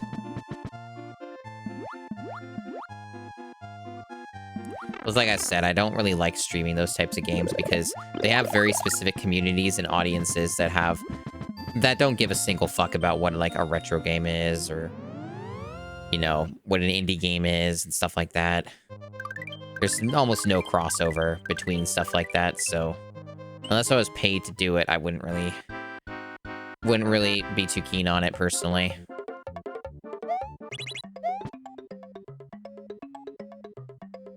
So if you just wait for this to expire, you can grab a bunch of fancy coins, or you do it properly, but you can just basically get some extra lives by doing that, but I don't care enough. I already have almost max lives anyway. I just want the Switch enabled. Speaking of the Switch, did you know a new Zelda's coming out in less than a week? I'm looking forward to it personally. I've debated whether I should even try streaming it or not. I'm mostly veering on the side of no, because it's a infinite video game. It's like it's really going to be a really big video game, so there's not going to be like... It'd be something that'd be all too consuming for a stream. And everyone's going to stream it anyway, so... Streaming new releases as a nobody on the internet doesn't usually promote channel growth in my experience. Or even get you necessarily that much of an audience to begin with. It's like someone who's going to watch you play new game release, much like with stuff like Star Rail or Genshin or whatever, they're not going to watch you play games like these. That's just how it goes in this bitch of an earth. Alright. What's an indie game? What's a retro game? God, sounds old. Your acting's pretty good. Your acting's pretty good. I think you've got it down pretty well. Like, there's a couple of streamers I watch who they, like, know what a retro game is and stuff like that. And, did, to some extent, play some of them. But, like, they don't, like, haven't gone back to them, right? So, like, they don't really have, like, any fresh memories. And there's one streamer in particular I'm thinking of who, said something along those lines when, like, she got like the Switch Online thing and played like Pokemon Puzzle League. Yeah, Pokemon Puzzle League, which is basically Panel de Pon but worse, with a different skin. And yeah, so she was playing that for a bit, and she was like commenting on how like old and crusty it looks, and like was like, oh gosh, it's so old. Meanwhile, I'm watching her stream and being like, bitch, this is my life. I mean, I'm not that like crazed when it comes to retro gaming, but like, I definitely play a lot more than many people do. But like there's some like retro streamers who have me completely beat, where like they play like the most obscure shit, or like they play stuff that's way more fucking old that at least me currently, I don't really feel brave enough to really play, or even have much of a desire to. Like, so like, it's kind of like, you know, it's interesting because like with some of these games, like I'm thinking of like stuff like Amiga, for example, or like what's another one? MSX, stuff like that. Like, you know, those are pretty old, but they're a different kind of old. And the quality is not usually as high. There are some very good Amiga games, but they're few and far between, right? Usually what you end up finding instead is you find interesting games. You'll find, like, interesting historical games. You won't usually find good games. That's kind of how it goes with some of those systems. Even though they have a lot of games. Like, I think the Amiga has, like, technically speaking, like, thousands of games. Because it had a lot of, like, indies on them and, like, self-published stuff and all that. But, like, there's a lot of garbage. Even more so, a lot more garbage than a console like the Super Nintendo or, like, the Genesis or whatever. Like, the garbage is so much more thick than it is compared to a lot of these other, like, more mainstream systems. And I guess the Amiga was technically mainstream in, like, the UK. But, you know, as the world is concerned, it was pretty niche. Right, so I got all that done. Was there anything else I cared about? I think I definitely missed an exit in the ghost house. Yeah, that's the thing. Like, a lot of them are interesting for sure. And I do to an extent, depending on what it is, I like to watch some of these people stream these interesting games. But, like, it is really fucking hard to play them personally. And, like, you know, I'll be watching them and be like, yeah, this is neat for, like, an hour or, like, 15 minutes. But then after that, I'm like, what? Yeah, I've seen all the game. I don't really need to see the rest of it. You don't know what those games are? Well, I'm not talking about, like, games specifically. I'm just talking, like, in general. Like, I'm talking about, like, consoles. Like, the Amiga is a console computer. It was really popular in the United Kingdom. Like, in Europe in general, it was really popular. During, like through the 90s. I would say, like, through the 90s. And then, like, it never really took off anywhere else. So, like, usually if, like, you lived in, like, the European area or the UK area in general, you would know what Amiga is if you lived during that time period. But, like, if you grew up in the North America like I have and stuff, you probably wouldn't have fucking heard of it. Because I didn't hear the Amiga until, like, way later. Like, I didn't even know what an Amiga was, like, 6 years ago. So, like, that's fair. But, MSX is, like, just old, though. I think MSX was, like, not really that popular to begin with. Like, it had its audience, but it was, like... It's basically just another system, because, like, more of, like, a computer system.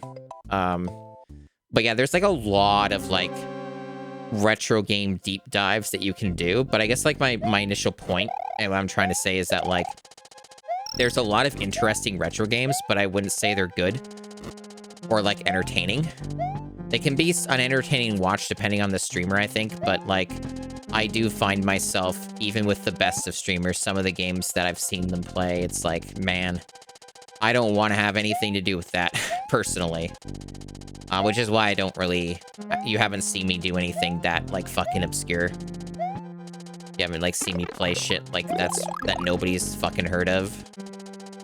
It's not to say I wouldn't do that sometimes, but I think it would probably be like a pretty limited thing, and I wouldn't make it a big part of my streams. Maybe like a now and then thing. I'll do like a, you know, a gaming garbage bin dive into like Amiga stuff or, you know, whatever, but I wouldn't make it like a constant thing that I do. But, you know, all the more power to people who do make that their thing. Some people do pretty well making it their thing. But, what is this P-switch even for other than a 1-up? It's even... I guess it technically makes the platforming a little easier. Yeah, I guess that's all it really does. And it gets rid of that guy, right? So it just makes it a little easier if you flip it. I did it the hard way. Alright. If you time it right, he basically barely moves. Same with all these bosses.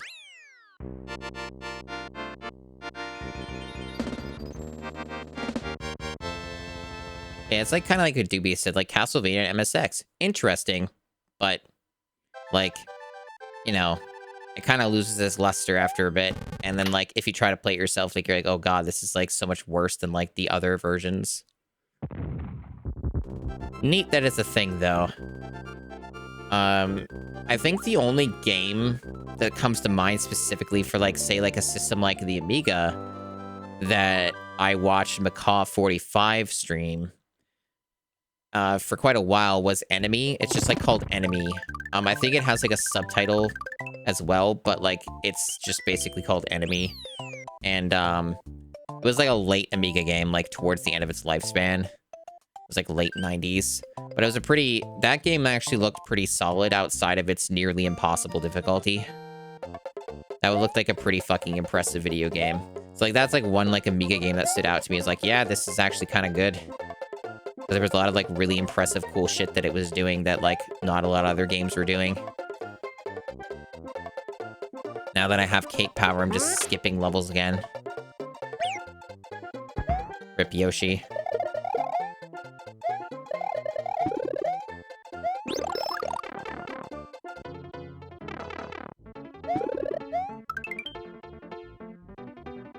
Ah, I fucked that up.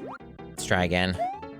Sometimes the, there we go. Sometimes the, dolphins screw up your flight there.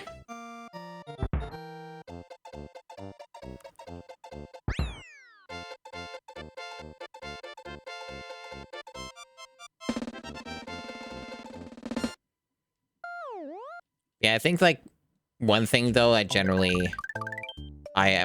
a big believer in, is that every system, at the end of its lifespan, has something worthwhile. Like, that makes it usually worth owning. As long as, like, you're a diverse gamer and you play, like, a wide variety of genres. You know, that'd be exception. If you only played, like, one thing, then no. But, like, if you like playing a variety of games, typically once, like, a console is done, there's enough games, like, on it that are worth it to own the console. Especially since by that point, the console's gonna be discounted and cheaper anyway. But, that's, like, kind of one thing that I've always been a big believer in. There's always stuff worthwhile, even if it takes the whole lifespan of a system to get there. Like with the Wii U. There's, like, plenty of good games on the Wii U. All, like, 10 of them or whatever. But, it took, like, you know, the whole lifespan of the Wii U to reach that point. And then they just re-released them all on the Switch anyway, and sometimes they were better versions on the Switch. So, you know, also the Wii U ended up being largely invalidated just by the existence of the Switch and them just re-releasing all the games anyway. Because nobody bought a Wii U. If I recall correctly, the gimmick for this level is directly related to how many coins you pick up. I'm pretty sure that's, like, what determines what version of the level you get that gives you a different exit. I think there are 2 or 3 exits total for this level. Actually wasn't intending to lose Yoshi there, but it happens. Better him than me. Yeah, I got the good one. This is the one I wanted. This is one leads to like a secret area. Yeah, poor Yoshi. Always getting abused. Always just disposable. Old, disposable, poor Yoshi.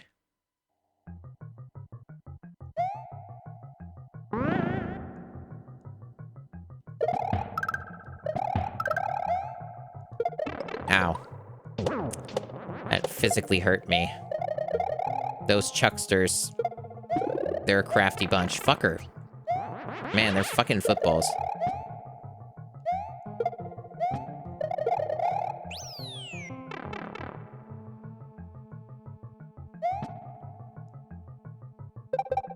I love the slide. It's a good animation. It's a good pose. I enjoy the Mario World slide. Just right on the butt. Those overalls must be just in an absolute dire state. You know, it's one thing that occurs to me is that this game, or just most every Mario game, to be honest, but especially this one, has been so, like, streamed so much over the years and, like, Let's Played 5 quadrillion times on YouTube that, like, I do think that everything that there is to say about this game has been said, you know? So it's kind of like whatever commentary or whatever I talk about related to the game is something that probably at least 300 different people have said in the past year when it comes to this game, you know what I mean? Like, there's nothing original to say about, like, a really popular game. It's not necessarily a bad thing, it's just, like, a thing I think about sometimes where it's like, I'll say a thing and I'll be like, I bet, like, 100 other people said that. Possibly even more. I might be lowballing it. Yeah, it's a well-loved game. It's just how it be. It does just make me think about, though, how, like, a lot of stuff with the online content creation space for video games especially is, like, very, it's very, it's kind of one of those things where it's difficult to distinguish yourself from the rest of the pack when it comes to, the content and stuff, you know? Because there's just so many things that are going to be the same. That's just how it be. So I think this time, I'm not sure. I might want to get, like, a lot of coins, or as many coins as possible to get the next exit. Or maybe I get, like, somewhere in between. I'm trying to remember. I'll find out. It's very different now, so I think this might be what I want.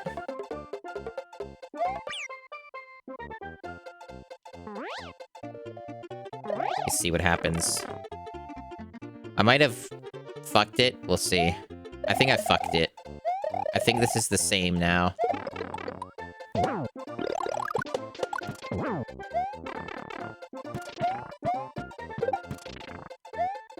Really? That was kind of bullshit. I screwed it up anyway, because it would have been the same exit. I think I had to get all, like, the coins and hit all the blocks or whatever for that next section. I kind of just skipped over it. So I think I gotta, like, be a little more patient about this.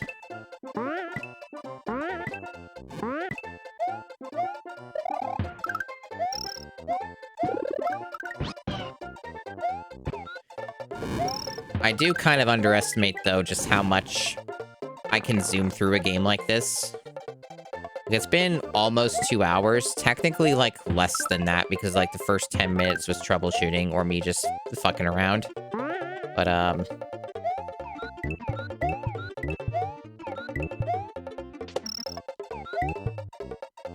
so I think I need to... Don't... Oh, fucking hell. I kind of wanted Yoshi there. I think I need to hit these blocks. Oh, Yoshi's still here. It's fine. I thought that there was an edge there or something. I guess no, there's not. I think maybe now it'll change. Yeah, there we go. That's what I want.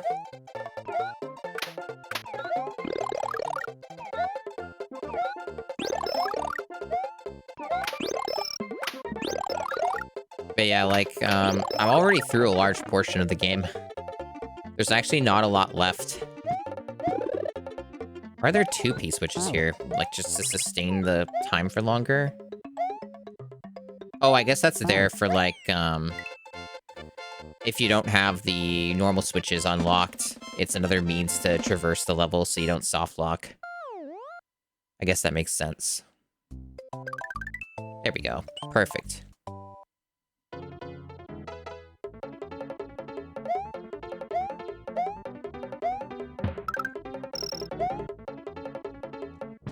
Fucked it. Fucked it royally there. This is, like most levels in this game, a lot easier with a cape.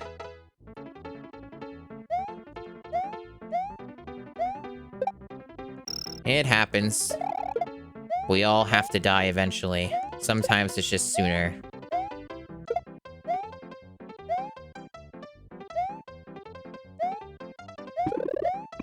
Alright. Bit more of a harder level, this one. A little bit of on the harder side. I forgot about this section, though. This is, like, optional. Just, like, a fun little way to get some extra lives.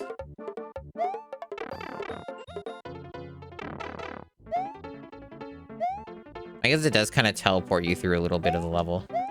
Right, so here's where you can get a cape. Which makes this little bit a little easier because you can float.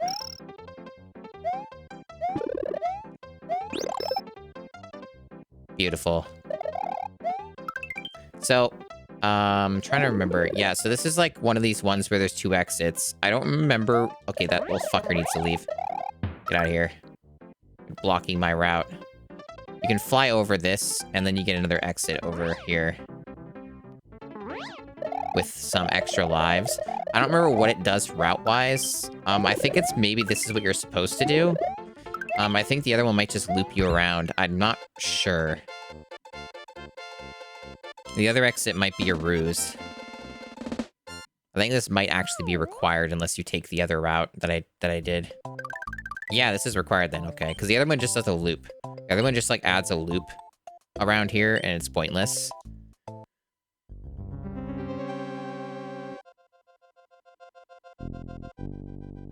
So these are, like, pencils. I've always kind of thought that these look like pencils. I guess just kind of like big wood stakes. The other fortress is, like, bugle-themed. This one's, like, pencil-themed. This is also one of these, like, fortresses that's quite a bit harder if you don't have the switches. Because this adds a lot of, like, platforms and stuff that make some of these gaps a little easier.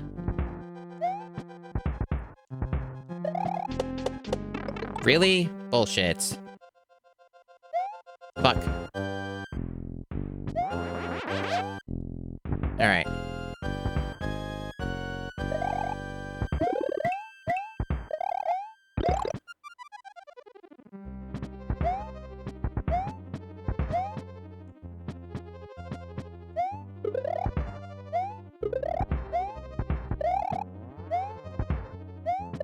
There we go. That was pretty good. I was pretty happy with that. I just don't fuck this up.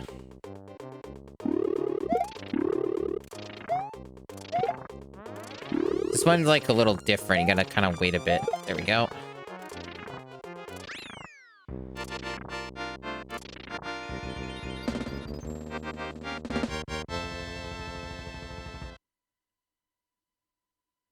$90 lives. Not bad.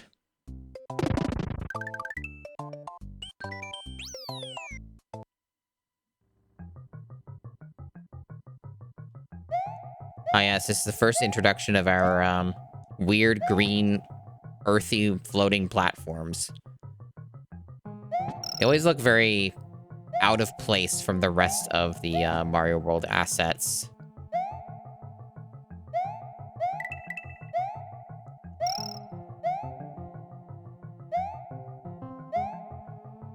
I guess the other thing about Mario World as well is the obvious, right? Is there's a million ROM hacks for this. Some of them are actually pretty damn good. I've tried a few, like, in the distant past. A lot of them tend to be bullshit, of course. Like, you got your classic Kaizo, right? Kaizo was like a really fucking big deal when it came to YouTube content. Back in ye olden times, it was like the meta. Like, that's such a weird thing to think about of how much, like, game stuff has changed over the years. It makes me sound fucking old talking about that stuff. Like, the meta for, like, what you do with, like, gaming content creation has so drastically altered from how it used to be. Which isn't necessarily a bad thing entirely. Some of it is, you know, definitely been improved in many ways. But there are some things I do kind of miss. Yeah, it's the ones where the levels fuck with you, yeah. They're just, like, hard and mean for the sake of it. And they just have constant trolls, you know? Or they'll do, like, stuff like invisible blocks and stuff like that. Or require you to do something that's, like, frame perfect. Shit. I don't know how I lived through that, but I'm gonna take it. See, whatever I did right there is something that, like, a Kaizo ROM hack would make you do. They make you do that on purpose to get through the level instead of on accident.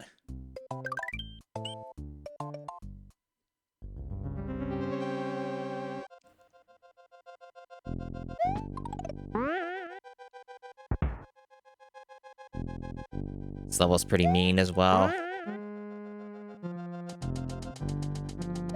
Most of the levels that are remaining are going to be mean, so I don't really need to repeat myself there. It's going to be... We're nearing the end of the game, so a lot of the levels are going to be kind of bullshit, or a little bit, like, unreasonable.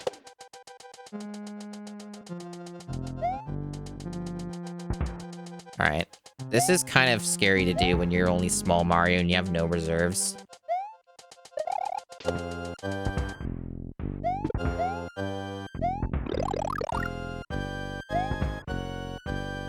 Those big spiky things also are instant kills usually, by the way. Like, if you get, like, pierced by them, they'll just instantly kill you regardless if you have any, like, extra health or whatever.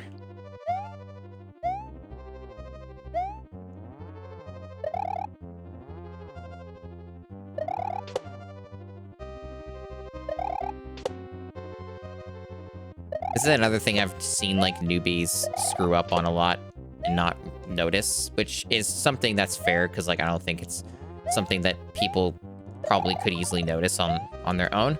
That you can, like, spin jump off of, like, those fire dudes. It's probably not something you can expect someone to just intuitively just figure out themselves. But I've noticed that, like, they never thought to try it, and it's kind of funny. Alright, Wendy, you're going down. Gotcha. First try.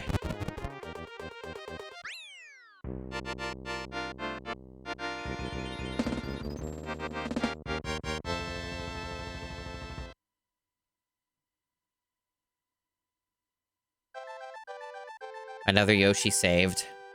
But why? I've killed so many. What does it matter to save just a few?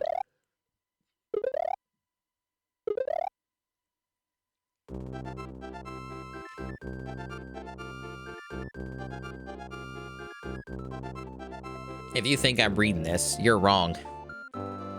I ain't reading shit. It's not like people don't know what this stuff says anyway. I'm not gonna entertain that. Story in Mario. Only matters when it's an RPG. So, I've gotten most of the exits so far. There's like a couple I could get, but they're kind of tedious. I don't know if I care enough. This is a fucking cool level, by the way. This is definitely one of my favorite levels. This one's actually genuinely really cool. It's like one of them. It's like a unique level. Is part of what makes it exciting. It's a lot like the stuff you would see in Mario Brothers 3. It's a neat concept. A proper sunken ghost ship. Oh yeah, right. We got this dumb gimmick. Gotta be careful with this, otherwise you'll get hit.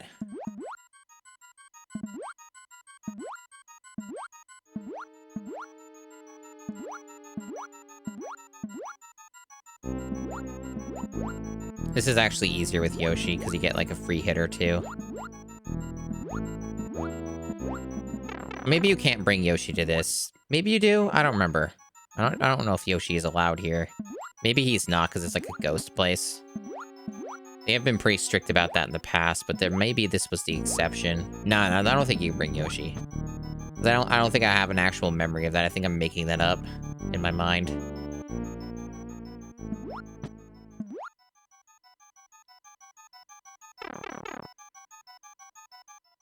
Like, this is really cool, for instance, the whole, like, falling thing. Falling with the enemies while you're invincible is cool as shit. Look at that, it's so neat. So neat. You can, like, land on some stuff or grab some things along the way. It's just cool. And then you have, like, just these terrifying, awful things. And they all fall down. It's cool. It's like a neat level. And I got the orb. The mysterious orb.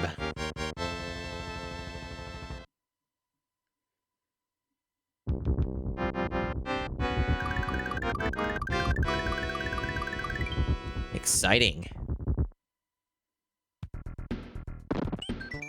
Let me get some proper hot jams here. I remember really enjoying this as a kid, this music, and this whole, like, presentation of the final world. I got a good kick out of it. I was like, yeah, this is fucking badass, it's cool.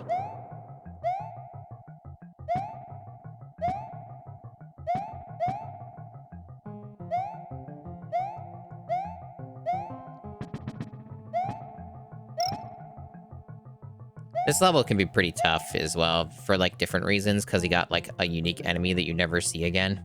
And, like, these weird, like, mole dudes with shades. For some reason, I don't know why they have shades. Maybe because it makes them look cool, and they were just more concerned about them looking cool. Should probably get that checkpoint.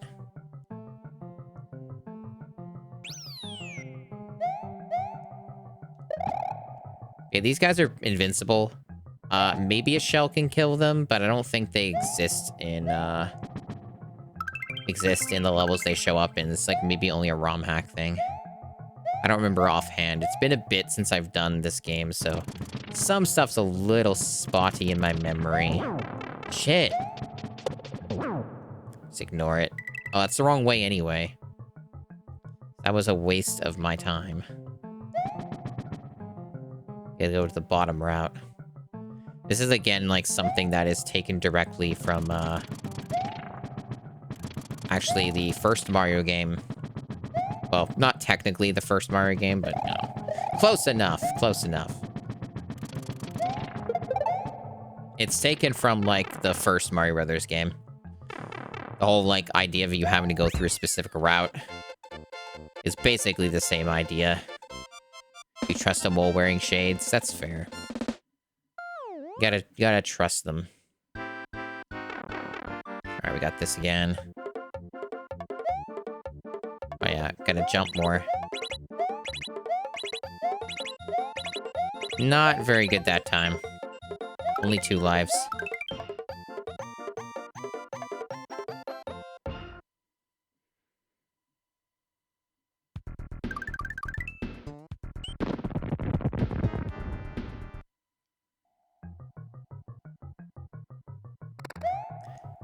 Yeah, I think Honkai Star Rail is a pretty cool game.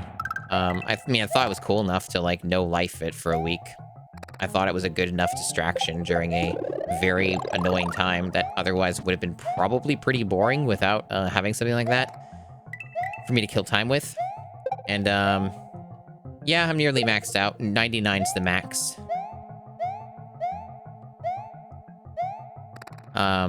Interesting enough, though, because, like most retro games, you don't keep your lives if you reset the console, or you turn off the game and come back to it, even if it's saved. It never saves your lives. It resets them to 5. They, like, almost all of them exclusively do that because of, like, a memory limitation or, like, a battery issue. So for that, you need Yoshi to get, like, another exit. So I don't have that yet. So I have to come back with Yoshi. Hey, Red Blue Fire. Welcome. It's nice to see you. Hope you're doing well. Yeah, new drug of choice. I mean, yeah. I mean, I guess you could say that. So, like, this is like why I'm talking about it, right? Because like I find it to be an interesting discussion. So it's like, you know, I do play some gacha games, but like I don't have the same issues that other people have with gacha games. So like I don't usually view it the same way. Like, yeah, gambling can be fun and I can get like a good enjoyment out of it, or like a good gambler's high if I get lucky, right? And, you know, that can be nice, but there are games that I play quite a lot of that give me that same kind of level of excitement without me having to spend money. So like, I typically, so like, I would consider myself to be a pretty lucky person when it comes to video games.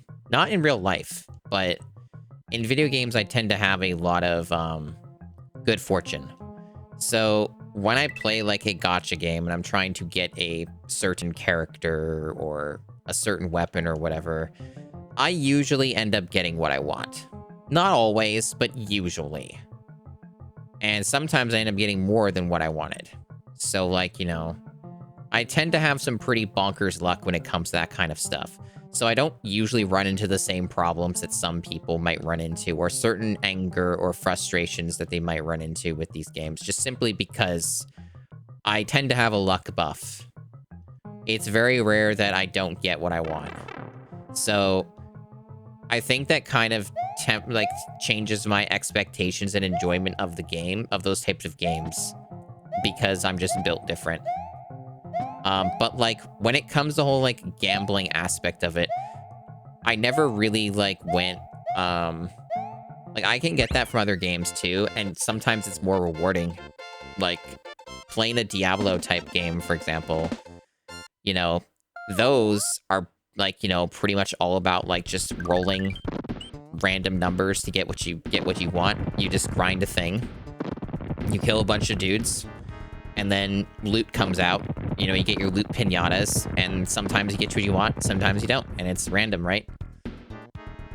And it's kind of, I get the same kind of enjoyment or fix from those games, and sometimes better than I would from a gacha game, because I can just keep, you know, effectively pulling for the same thing over and over, right? So it's not like I have a limit when I play those games, just as much as I want to play and grind to get that. And so like if I get like a rare drop, or the drop that I want for my character in one of those games, it's still really fun and exciting for me that way. And I don't have to spend extra money to accomplish that. So I think that's like, you know, kind of part of what what I think when it comes to some of these games, is that gacha games typically don't like give me a huge amount of satisfaction for pulls, just because it's usually more exciting. It's usually more exciting in like a Diablo-like game for me, really. I need to like get Yoshi and get that other exit. I don't need to, but I want to. There's also another exit here in the ghost house. But I think that like, if I'm just specifically talking about Star Rail, actually, no, hold on. I'm gonna like, no, it's gonna take way too long to get back there. I'm just gonna like continue with this world and get to the Star World. And then like, I'll use the Star World as a shortcut, because it'll take way too fucking long to like go through the overworld to get Yoshi. But yeah, I'm enjoying Star Rail, but like, not because, oh, gotcha, oh, polls, oh my god, I need to just keep spending money to get a poll and get thing. No, not because of that, just because I think the game's fun. It's basically a single-player JRPG that's in 3D. That's basically what Star Rail is. It's even less, like, it has, like, no co-op of any kind or any real tangible online play. It's basically a JRPG that has, like, updates that you play. And that's basically, well, like, all it is. Like, it has, obviously, gacha systems to it and shit. Like, it is, at the end of the day, still a gacha game. Because it has, like, you know, the poll systems, the pity system, the currencies, you know, shit like that. You know, banners, all that. But, like, the actual game itself is just a JRPG. And a pretty good one at that. Like, quite solid. A lot better than I was expecting it would end up being. It's kind of like a weird, it's kind of like a weird blend of a handful of different RPGs that I've played. It's kind of like a little bit of Final Fantasy X, quite a bit of Persona influence, and, you know, just some ideas taken from Genshin, because it is the same company, so there's, like, some stuff that's just directly lifted from Genshin. But it is very different from Genshin, though, just on the basis that it is a, JRPG. Genshin's, like, a fucking open-world action RPG game, so, like, they're very distinct, different things, and it's super fucking dumb when I see people compare them, like, pretending like they're at all similar. The only things that I could compare between those two games is, like, just some general UI stuff. The UI is better in Star Rail than it is in Genshin, because they have, like, very similar UIs for a lot of stuff. So, like, I can directly compare that, because they're basically cloning... They cloned a lot of the Genshin UI for Star Rail, but they made it, like, a lot better. And it's kind of like this weird thing where... I know that these companies have different teams of people who work on games, right? Like, I know it's not, like, all the same people making, like, all these games at once. I get that.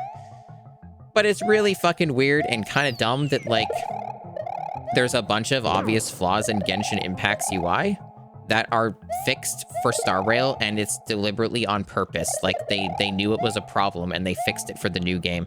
But they won't fix it for the other game. And that's really weird to me, that they would do that. It kind of annoys me. Just a bit. Oh, also I maxed out on lives, I guess. Cool. I'm not actually sure when that happened, but I guess I have 99 lives.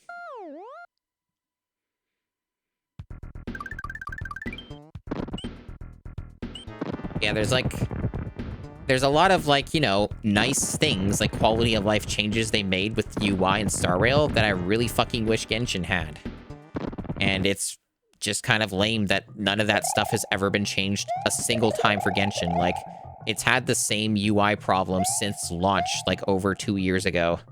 And I really wish that somebody cared enough to actually sign off on some changes to, like, you know, improve some stuff. But yeah, it's like you say, Red Blue Fire, it's just like, it's difficult to get anyone to do anything in large-scale companies like that, and I think that's probably where a lot of that comes from.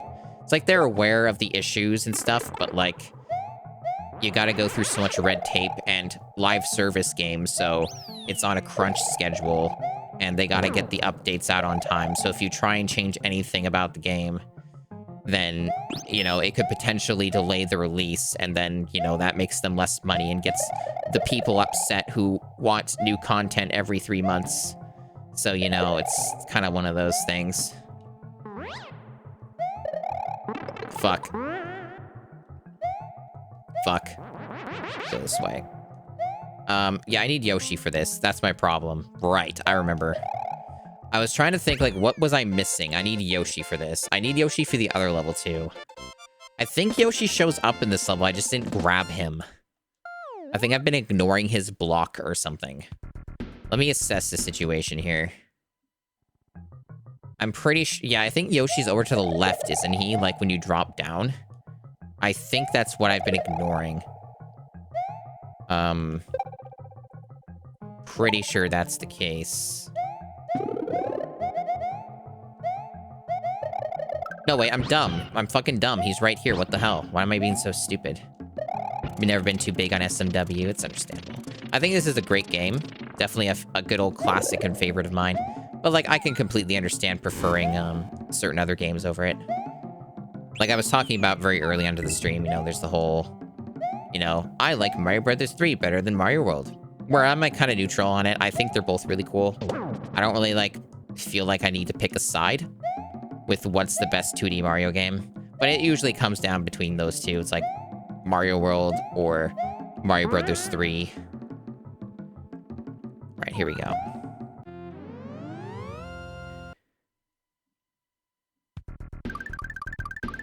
They're lukewarm on platformers in general. I see, I see. That's fair. I was talking about that earlier as well. Is that a real debate, Dubious? That claim of yours might be dubious.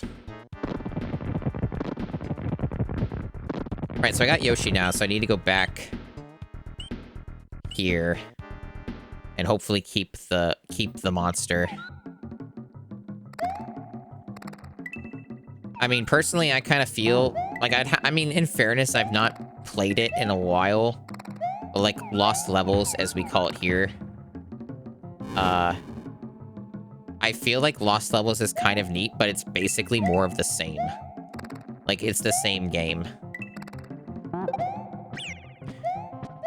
There's not, like, other than it being, like, technically kind of the first Kaizo game, it's pretty much, like, just more of Mario Brothers 1. And I didn't really find that as interesting. Now, I'm not sure if this actually gives me a different exit. I might be completely wrong. But I'm gonna do this anyway. I think you might just actually have to fly over to the left with the cape. That might be all it is. But I mean, obviously it's more power to you, like, which you prefer for what games. I'm not actually, like, invested enough to care about what people prefer over what video games. I'm not gonna be a toxic dickhead about it like a lot of people.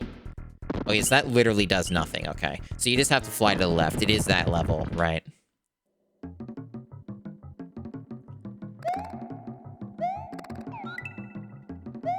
Like, the older I get, the more I, like, the less I care about what people think about, like, a piece of media. Like, you know, at least in the sense of, like, I don't care. Like, I'm not, like, invested in a big way over which is better, you know? I think that's the main thing, if I were to articulate it better. I care about what people think about media, at least if I care about the people or whatever, right? Like, if I'm friends with them or whatever. What was that trick here? I'm trying to remember how this fucking works. So, there's the wings. I thought you flew over to the left. Is this not the same level? Am I confusing them again? Or is it like you fly up here?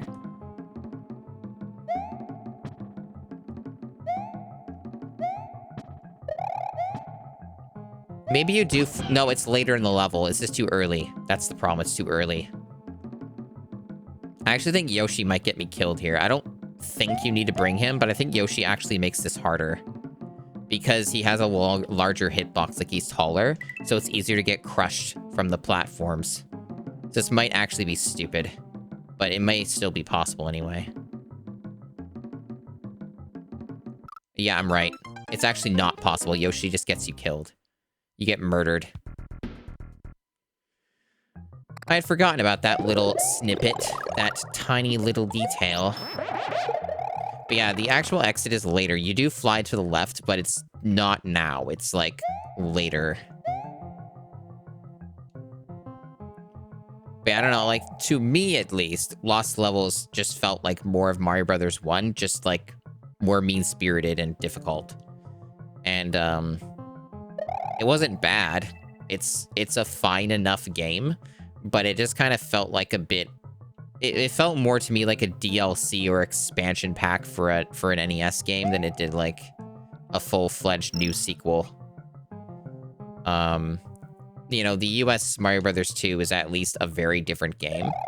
And a pretty cool game, I would say. Hard as fuck, though. Like, that's the type of game I'm not, like, super good at. Like, if I ever do play that, which I probably will, I'm not, like, amazing at that. It's cool, though. But boy, it's pretty challenging. Plus, you know, all the different characters and stuff as well. So some characters are going to be better than others for certain things.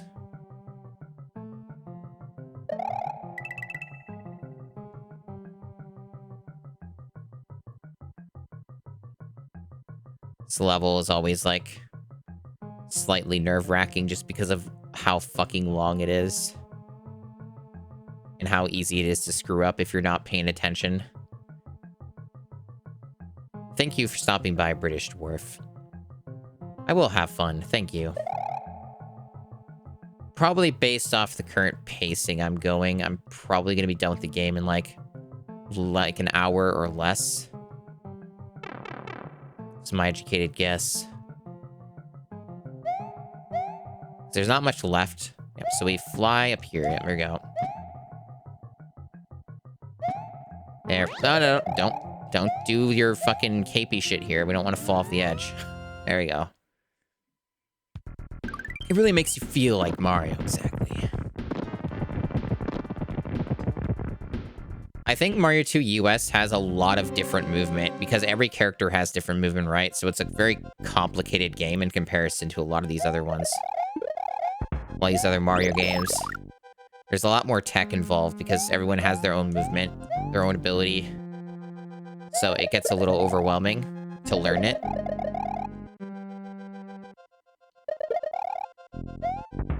I think the speedrunner choice is Toad because he is faster. At least he's... Fuck. At least he's faster for, I fucked this up. I'm dead. Yeah. Mistimed. I got a little too greedy. A little too greedy on that one. But yeah, it's kind of like a, it's a game that's it's got a lot going on. So, it's a little more difficult to master than some of these other Mario games. And obviously, it's just a very different game from the rest because of all the grabbing mechanics and stuff. Grabbing and throwing. Yeah, I think Toad is, like, the one that, like, jumps the lowest. But I think he might have faster run speed, and he also picks things up faster. So, like, that's, like, I think why speedrunners, you know, like to favor him, at least for the any percent. There, that's what you're supposed to do. I got a little too eager there.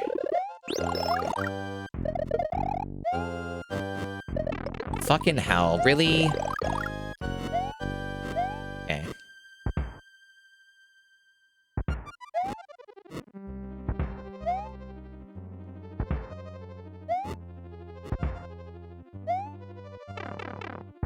Yeah, that part's rough.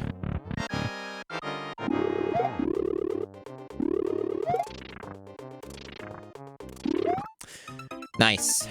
Good troll there. First time I've died to that one. Wow. So no checkpoint for this, by the way, because fuck you. We're in optional content. You think they're going to be nice to you? No.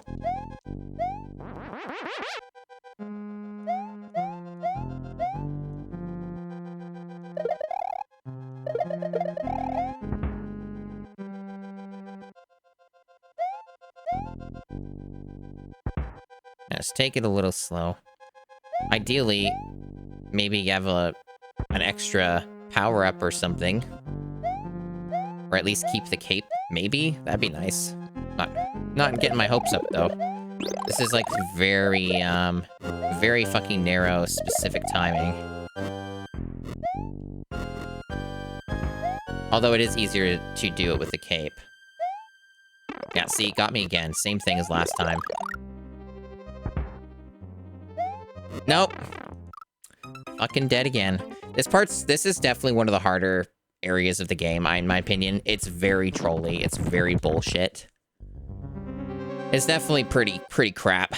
Like, the timing involved is closer to Kaizo tier for some of those sections. Like those last little bits there.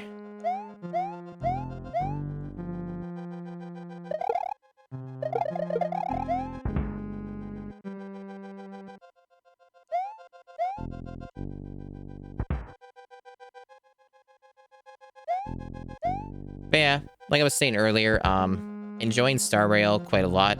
I'm basically did everything that the game has to do right now, outside of like a couple minor things. And I think it respects your time pretty damn well, at least in the early, like, fuck, seriously, I got hit already? Jesus, that's a fuck up. Probably not gonna live through this now. Not looking good. Probably gonna fuck it up again. Yep. Yeah, make one mistake and you can't get through the rest. This would be easier if I, like, stockpiled. I'm gonna do that. Normally I wouldn't, but this level kind of sucks ass, so I'm gonna go grab, like, 2 capes, and maybe that might help. It may not. It might be a waste of time, but I'm gonna try. You know, I think I missed an exit here. I'm pretty sure that you're able to go up. Yeah, that's... Or maybe I'm wrong. Are there only 2? Maybe there are supposed to be 3 exits for that water stage. I don't know.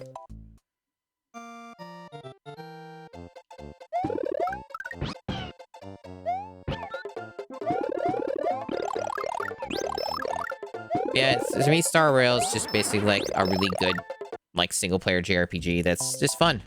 It's got a good cast of characters. It's got a pretty interesting story and premise.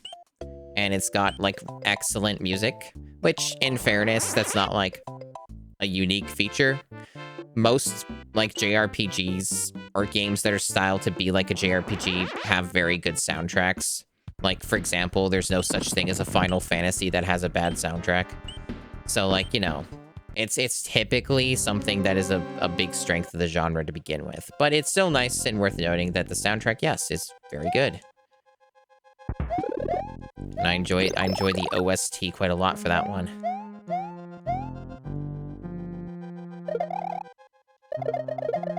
They also got, like, some other stuff, though, that I wish more games did, even though it's probably expensive. Like, they have, like, some dynamic music that they use, which is, like, a cool thing. It's not, like, super extensive, but it's nice. So, like, kind of an example of that is they have, like, a really cool final boss for the first, like, planet that you go to, and that uses dynamic music, where it plays a part of the track at one phase of the boss. And then the second phase, once the boss does a super attack, vocals for the music kicks in, and it's really cool. Fucking serious? That is bullshit. These, like, these dudes are, like, aiming weird. Why are they doing that? Okay, I got it. Fuck them, though.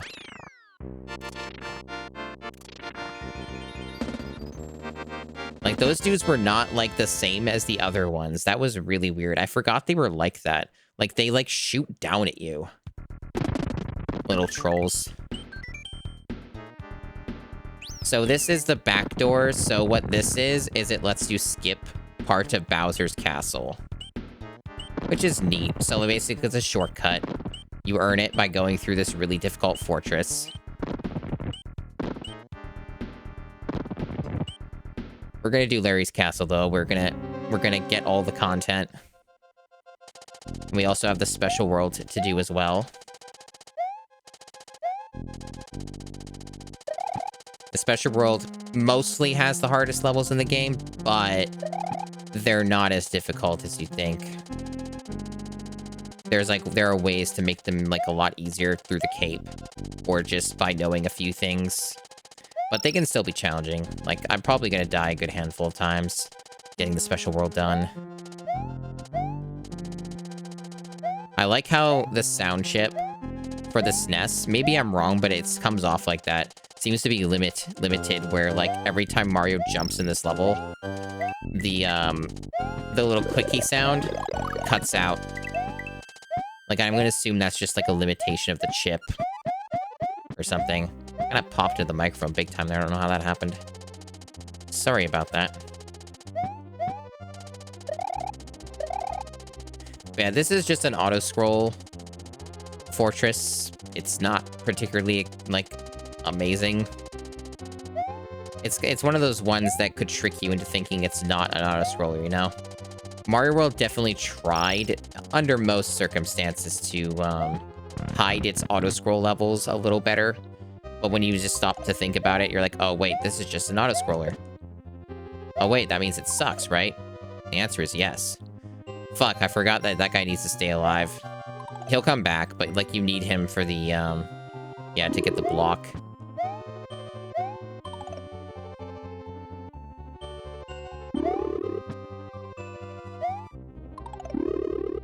There we go. Otherwise, you need to have a cape.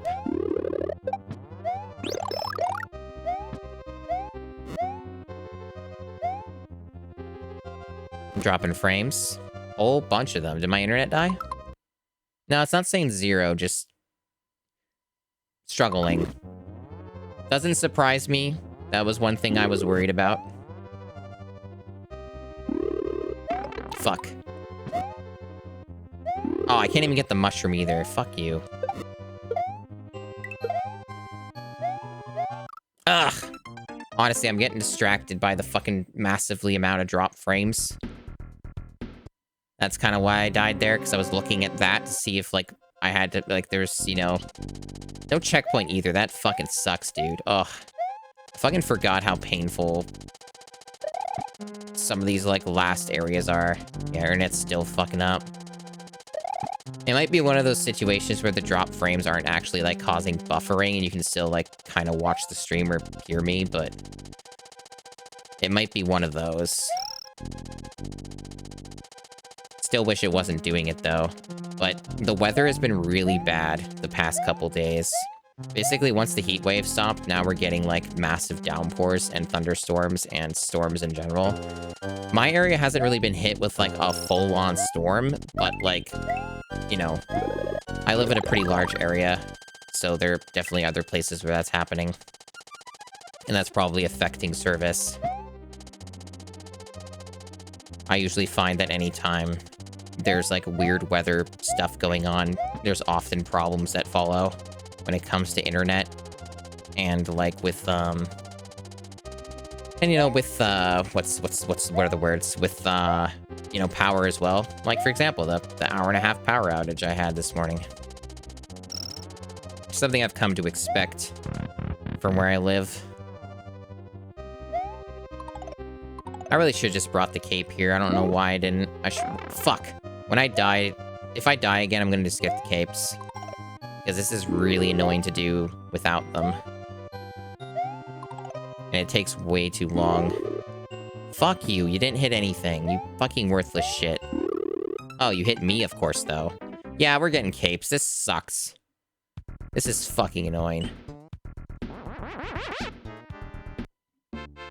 But I do actually want to start wrapping this up soon. I don't want to stream too long. It's getting late. Wrong way, gotta go this way. Also, I'm starting to get a little sore. I might need to take a break anyway, because, my ass is starting to hurt. This chair is definitely a big improvement, but it's not a miracle worker. Especially since I was sitting in this chair a while before stream anyways, so it doesn't help. I'm pretty damn close to, like, essentially 100%ing this game. And I would like to do so. I wish I didn't have to take a break, but I think I'll be forced to since I'm kind of in pain from sitting this long. So I think I might have to get up for a little bit. But we're definitely on the home stretch. Getting there. Also, the internet's shitting itself anyway, so couldn't hurt to take a short break. I'll be back in a little bit. Lore that everybody knows, but I'm gonna say it anyway just in case. But did you know that Mario's full name is Mario Mario, and Luigi's name is Luigi Mario? It's true that Super Mario Bros. 2 in the US is actually a palette swap of a game released only in Japan called Doki Doki Panic. Okay, good. Got to the second phase. We're gonna flashbang. Then we're gonna grenade spam.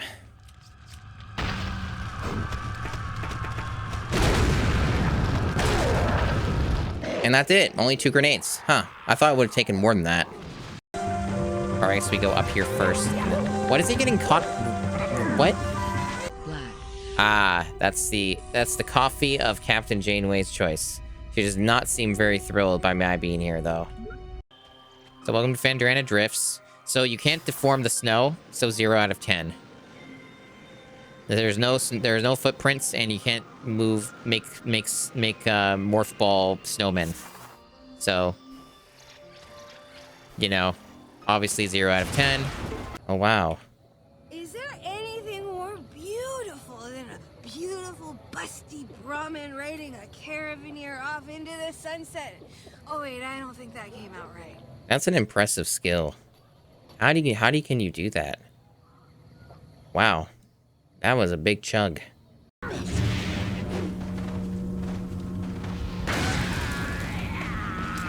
Oh, fucking Ashley.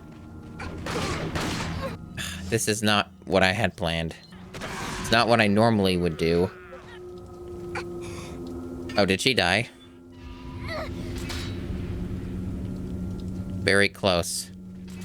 Well, we almost got it. We almost got it. I thought that would kill her. I'm a little surprised that doesn't. So in case you're wondering why I pick up like the coffee mugs and stuff, and some other like things related to it, like coffee pots and stuff like that, you can turn those into Wonder Glue later on in the game with the Old World Blues DLC. So you can turn them into Muggy, a character that you meet later on, and Muggy will turn them into Wonder Glue. I mean, some anime characters have tiny eyes. Not me, though. I've got big eyes. Giganticism, but for my eyes. I can make them smaller, though.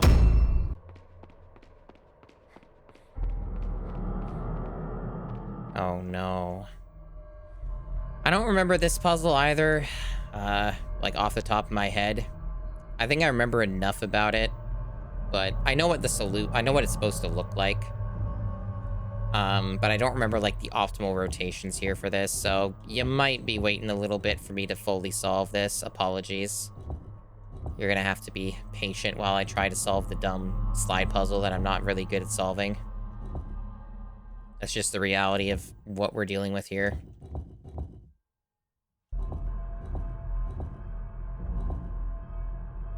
Okay.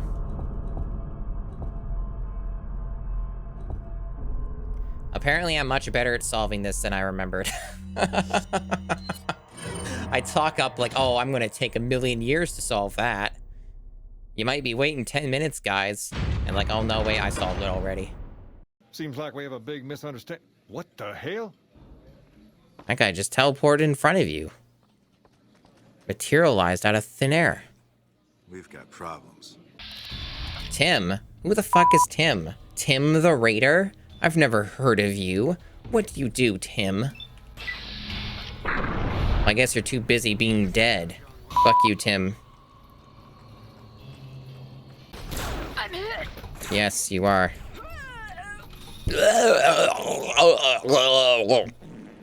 I hope I can do this. This fucking sucks, dude, if you missed this.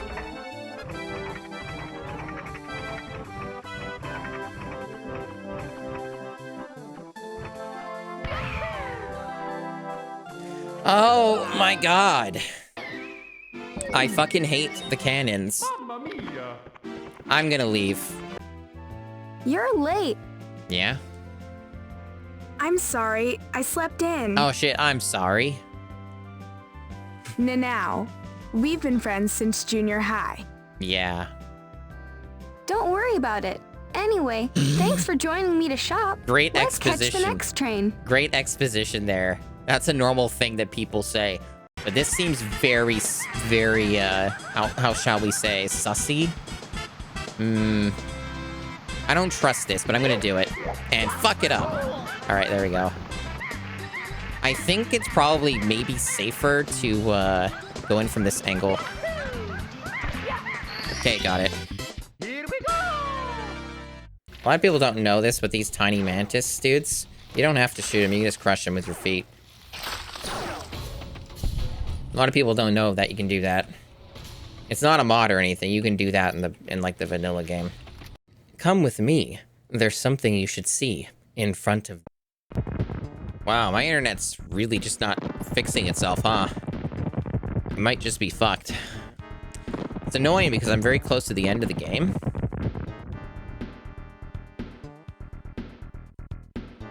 I'm gonna like...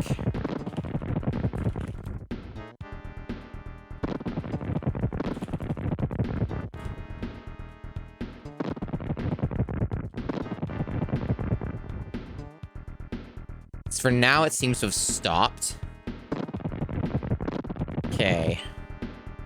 It might just start shitting itself again in a minute, though. I'm gonna, like, try and wrap this up. I think I'm just gonna go straight to Bowser and end it. And then, like... And then come back, like, another time. Like, next stream, maybe open with this. And, yeah, it's fine for the time being. So, I'm gonna just, like, go beat Bowser, finish the game, quote-unquote, and then, and then end stream. And then, like, I'll do the last, like remaining levels, the special world and stuff after that. Like, you know, at the start of the next stream. See, it's shitting itself again. Yeah, so the internet's no good right now. I kind of figured this is going to be a problem with all the weird weather issues, so... The internet dropping out, entirely during the evening was an ill omen, indeed. I was right to be paranoid. I was right. At least it worked for most of the stream.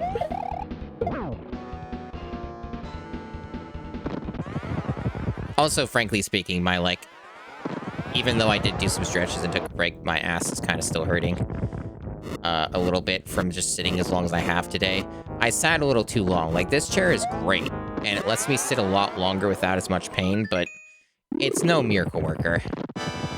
You have to spend, like, 3 times the amount of money to get, like, a much longer sit without any extra, like, pain. And I'm not rich, so I can't afford those kinds of chairs. So I got the one that was in between. Still amazing, but not perfect. A big upgrade from my last one, though, that's for damn sure. Not that I have anything against my previous chair. My previous chair was an IKEA Marcus. Damn, fucked that up. Really good budget chair. Recommended if you're on a budget, but, and it lasted, it still is fine. There's nothing, like, wrong with the chair. It lasts a long time, it's good build. Just, you know, you get what you pay for. Is really what it comes down to when, like, we're talking about office chairs. Damn, though, the frames just keep dropping. It's like I'm basically getting half the bit rate. Sometimes not even that.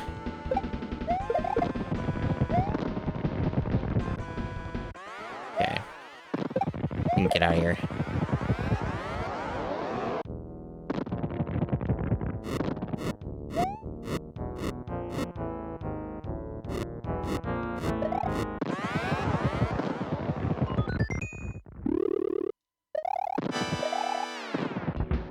Alright, demon mode.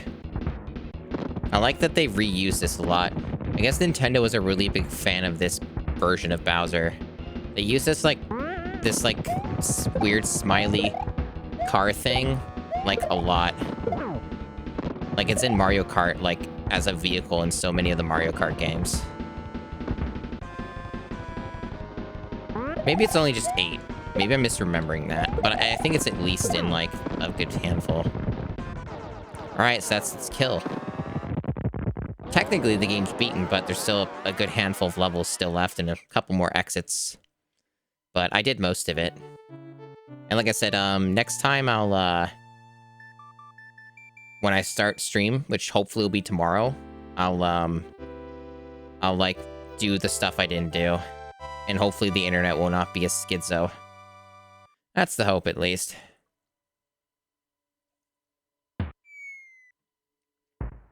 I really do underestimate, though, how quickly I can get through this game. I've honestly thought that it would not be a one-stream thing. Oh, it looks like the internet stopped shitting itself for a moment. You can enjoy the fireworks. Love, heart. Now lay one on Mario. Or don't. Or maybe she did. Thanks for the GGs. Comfy credits time. I like credits like these. I miss when games did credits like these. Like, I'm not one to, like, dislike all things modern games. I'm not that type of person. You guys know that. But, like, there are definitely some things retro games do that, like, man, more modern games really shouldn't have stopped doing, and I don't know why they, like, feel like they need to be different just for the sake of it. Having cute stuff like this is nice.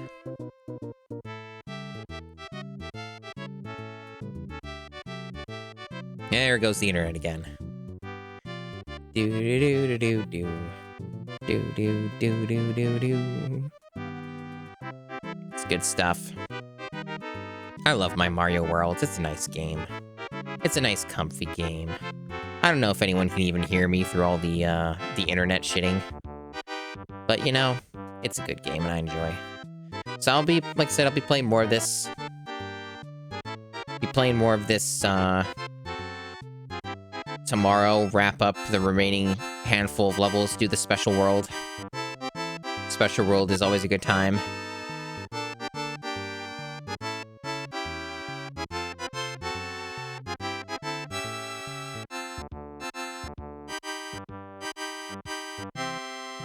Good music. Excellent end credits.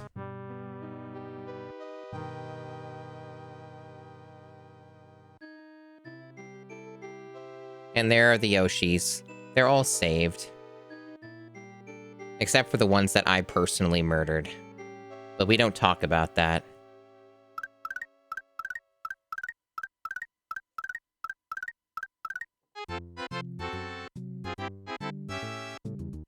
Thank you. You are a super player. And now we get to see all the names for all the enemies and bosses as per tradition. Again, cool retro game stuff that I wish more games were doing. Even indie games. Some indie games do it, like, and they do it on purpose because they're inspired by games like these. But, like, you know, it's nice to, like, have names for enemies and stuff, and it's just neat. Which, by the way, the manual for this game, like, GBA or Super Nintendo, they're both nice. Like, the manuals for either versions are, like, quite nice. They're pretty cool. I've been meaning, and I'm gonna do it sometime in the near future, and just, like, stop, like, being lazy, and set up, like, a proper, capture and, like, stream overlay for that stuff. Because, like, I wouldn't mind, like, looking through, like, manual stuff and things like that on stream, and having people, like, be able to share that and see it. I would like to be able to do that. So, like, that's things I think I'm gonna add to the stream in the near future, and, just get that over with and done. And that way we can, enjoy looking through that together. There's a lot of, like, nice art and stuff in some of these manuals.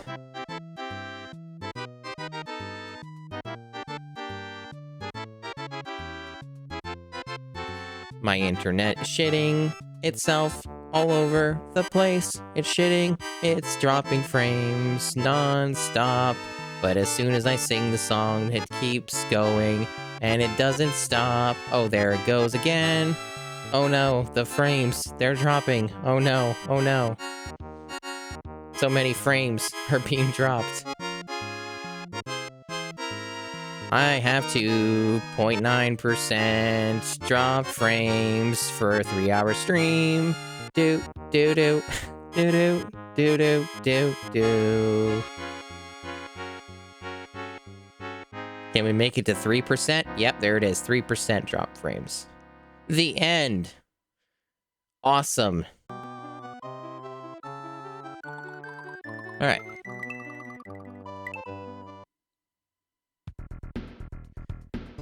So where I last left off, I had to quickly end because I was dropping frames like a motherfucker, and that might still happen again. We'll see. One moment, though.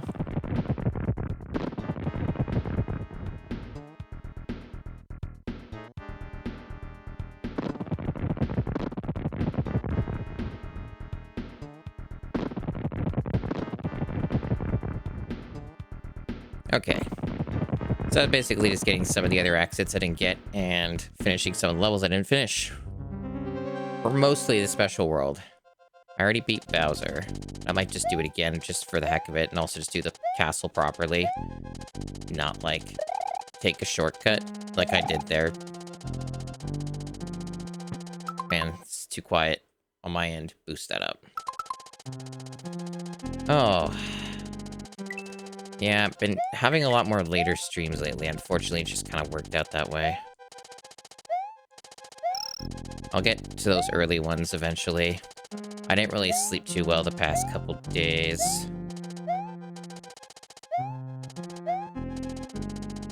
But I feel pretty okay right now.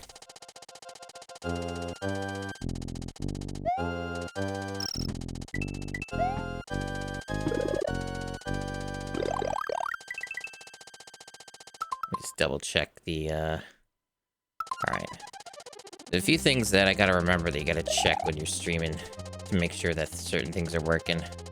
But all things have been checked now. Fucking really.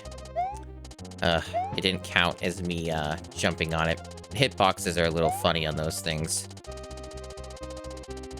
It should have counted, but it didn't. Because fuck you, that's why. That's why.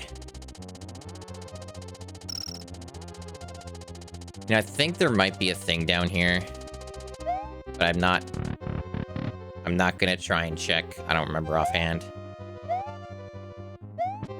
Oh yeah, I forgot you need this guy.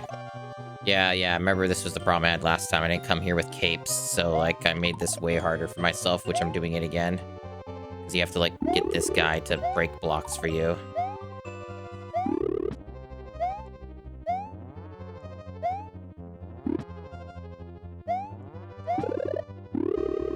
Yeah, can't even get the mushroom because he camped me. Now I have to wait for him to spawn again because I accidentally killed him. Yeah, this part's pretty annoying.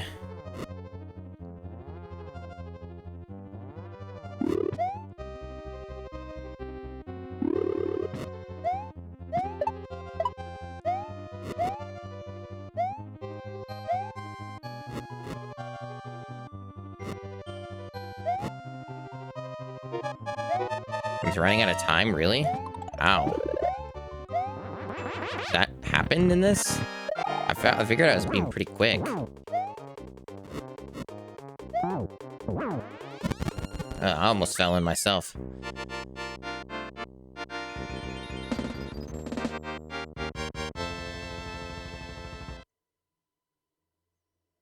Alright, well, off to a pretty good start then. Managed to get that fortress done without much trouble. There's not a lot left, so I'll probably, like, I might change my mind after I'm done this game, but I'll probably do a bit of, like, some Mario Brothers 3. Kind of in a little bit of a Mario mood, just doing some comfy stuff. So, it's probably what I'll stick to.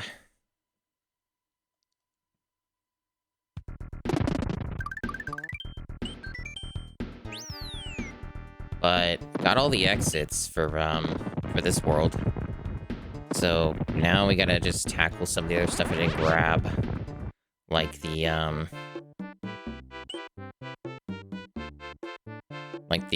what's it called? I don't think I did everything in the bridge. I think I skipped that. Let me go check. Yeah, I definitely didn't because I didn't get the underwater level. There's like 1 or 2 exits I didn't get here, but I'm not sure if I'll worry about those. Yeah, I didn't do any of this. Did I? Oh, no, I did. I just didn't get the exit for this one, because I think you need Yoshi for this or something.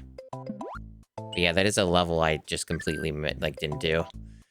That's one of the more sneakily hidden levels in this game, in my opinion, is the one here that you unlock through here. So yeah, I think you need, like, Yoshi's wings for this. You need to do that. And I don't think Yoshi shows up in this level, so you have to go grab him from somewhere else. I guess I'll try and do that now. Let's go to the top secret area and go and grab him.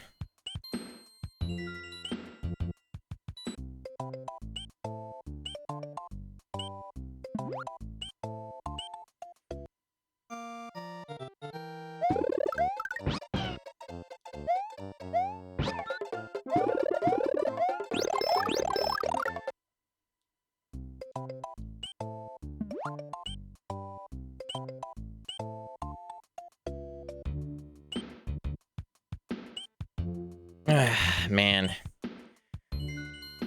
Man, oh man. Video games, am I right?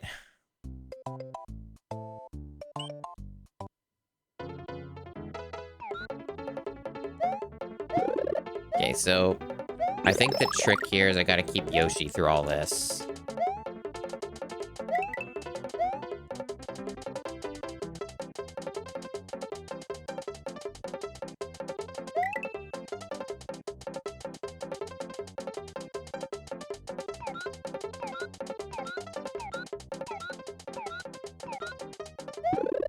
Another feather I don't need. Because I'm so awesome and I don't get hit. Ever. I never die in this game. It never happens. Don't worry about it. Right, so I think it should be right around here. Right, this bit, yeah.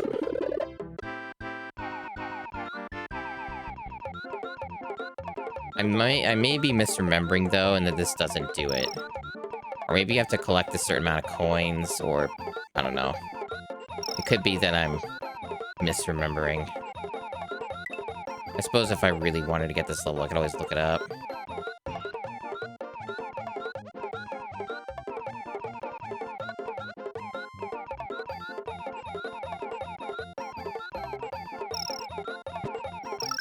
Fuck.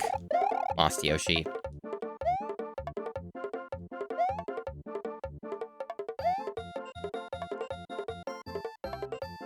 Alright, still made it. It better count. It doesn't. I'm confused. I never understood how you unlock this level. It's been a while. This is like the one level that always eludes me. I won't worry about it. At least not right now. Maybe that'll be like the last thing I do or something. Because I don't remember how you're supposed to get that. Maybe it's because I fucked up and lost Yoshi.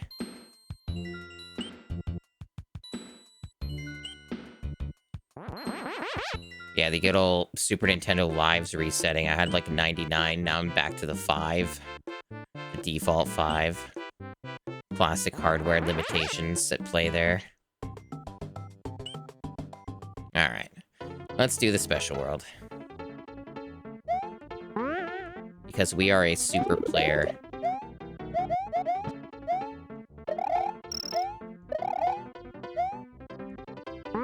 Most super of players of all time.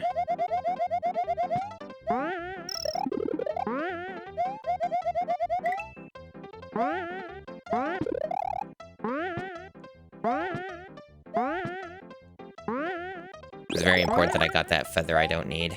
I guess there's like shit up here too, right? Yeah, there's like a 1-up. It's like if you want to go through the extra trouble of getting that, you can.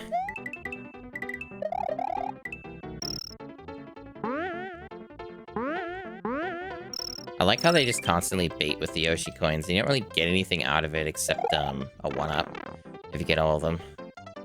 The GBA version forces you to get them, though.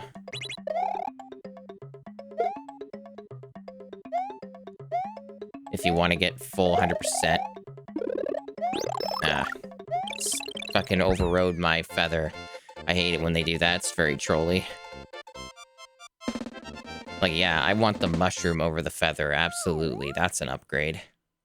Should definitely take up an item box. Tubular. This level is really challenging for a lot of people. And it's because of shit like that, usually. I'm actually really surprised I got hit there, to be quite honest.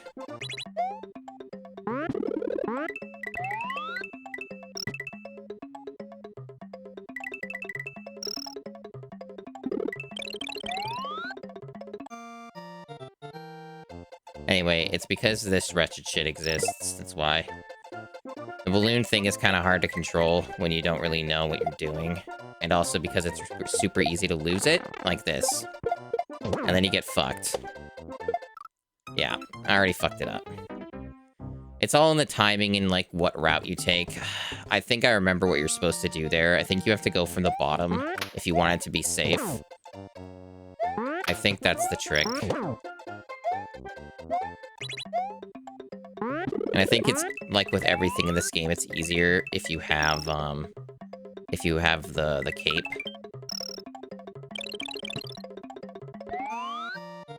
Because you can actually, in that situation, I could have saved myself if I had the cape.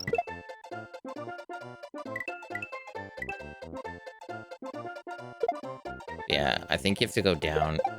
Yeah, that was fucking close. Oh, I did the wrong one. It is the bottom. Yeah, it is the bottom. Hey, Anime Cow, welcome. Yeah, this was the bottom one, so I already fucked this up. I'm dead. Yeah, I kind of figured that. I started decently late, because got caught up in other stuff. Even this one's a little later than I would have preferred, but I'm here at least.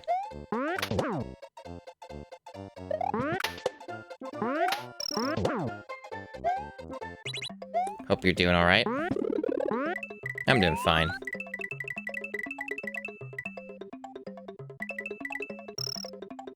just finishing up this game from last stream, because I did not have enough time to finish... Fuck. Did not have enough time to finish it because my stream started to die. And that's probably going to happen tonight too, honestly, because the internet's been pretty much consistently not great for me the past few days. So it wouldn't surprise me if, like, 2-3 hours from now it starts to choke and die again. And then I'll be forced to stop, but we'll see.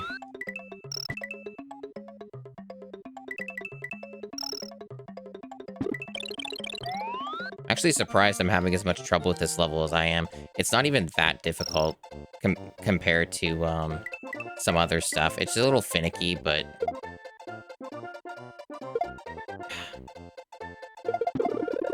Oh, for fuck's sake. Yeah, just drop. No, it's too far now. I didn't give it enough credit. I did have enough time to grab it while I was still in the floaty form. I'm gonna go get supplies for this. Getting, like, the feather will give me a little bit of a buffer. Let's grab that.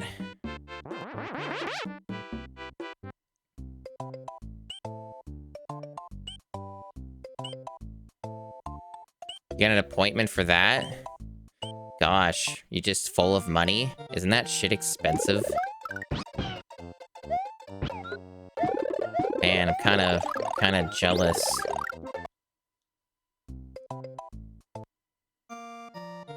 It'll probably be painful though, or annoying.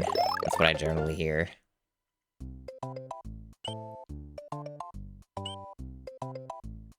Alright. I'm not doing well in the lives department, huh? Yeah, I was last stream, but because this is a Super Nintendo game, it doesn't save anything in the memory. So I had 99 lives, and now I have none. So when I actually need them, I don't have them. Gotta love it. This is one of those situations where having save state functionality would be helpful, because then you can just save, like, your lives in these games. And that should give me enough of a buffer.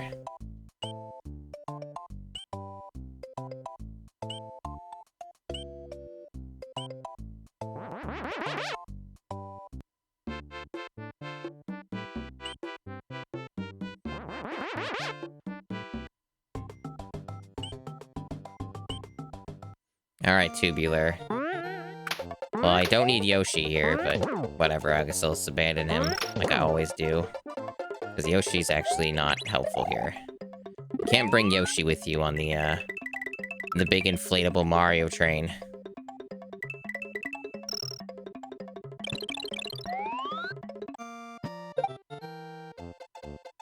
Oh, for fuck's sake. I went too high. I think I might have fucked this up already. Again.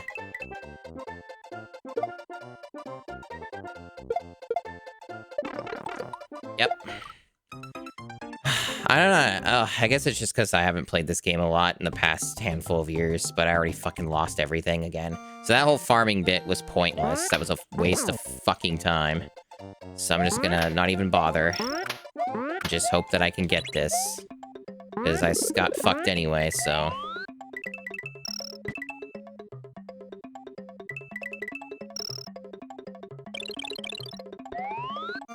This is, like, the only hard part of the level, is this, like, section coming up here with the fucking charge and chuck football bitches.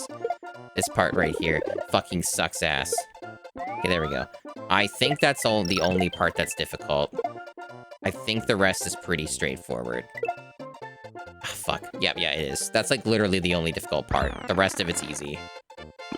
At least I got that finally. Level fucking blows. It's a comically short level, because it only has one really trolly section, and that's it.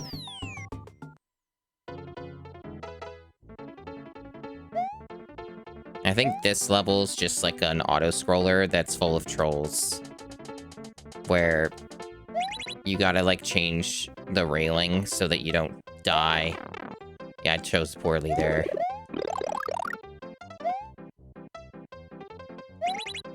Because if you don't change the path, you're just gonna fall to your doom. Like I almost did there. Oh, and I looped. Yeah, I should have changed it. I think yes, this is just making it harder for me. This level's fucking dumb, too. Like, a lot of the... Yeah. I forgot it actually literally killed you there, though. I thought it would have just looped around. The thing with this level is this level's like a prime candidate for using the cape and skipping it. Because this is like if you're trying to engage with it earnestly, it's just trolly as shit and just tries to murder you all the time. Yeah, see, like I'm already dead because they basically want you to memorize which path is the correct one to take, and fuck that. I'm just gonna cape through that entire level. I don't know if they'll let you do the whole level, but they at least let you do like most of it, at least the part that's fucking annoying. Yeah. Maybe they had the cape in this game because they knew that some of the levels were fucking stupid. And they gave players like me an option to just skip them. That might have been it. I actually don't need Yoshi. So I'm just gonna leave him. I do not need this dinosaur. He is detrimental to most of the game. Yoshi's like honestly not particularly helpful in most of the levels when you just like can master the cape. The cape lets you just fucking cheat in this game if you know how, so it's possible though this level might have like a barrier or something that fucks people up like me who try to cheat it though. Because I know some of the special levels are like that. Well, we'll see. It's been a while. Yeah, okay, so they try to get you with that, I see.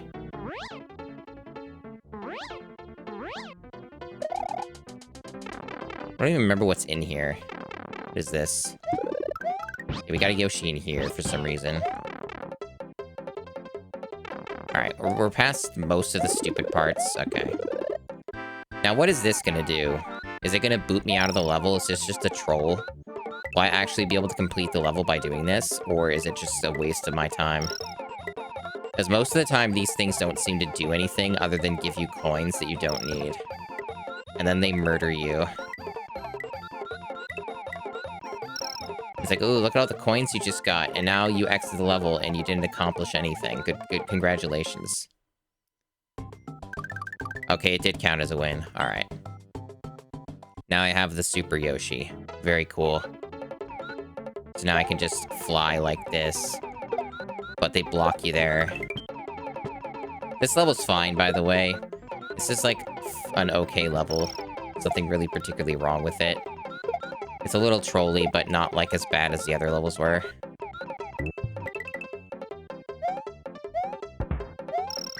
Yeah, I'm just gonna... There we go. Beautiful, beautiful. Okay, fuck it. I don't care. Oh, you serious? Oh, fuck you.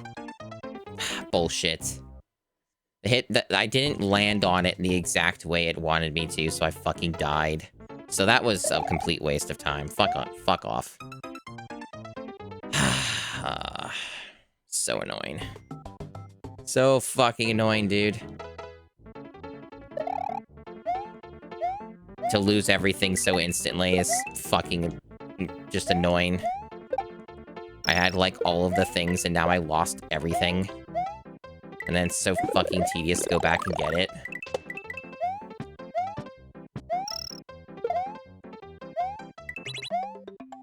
Ugh, fucking fish. Really? Okay. Sure.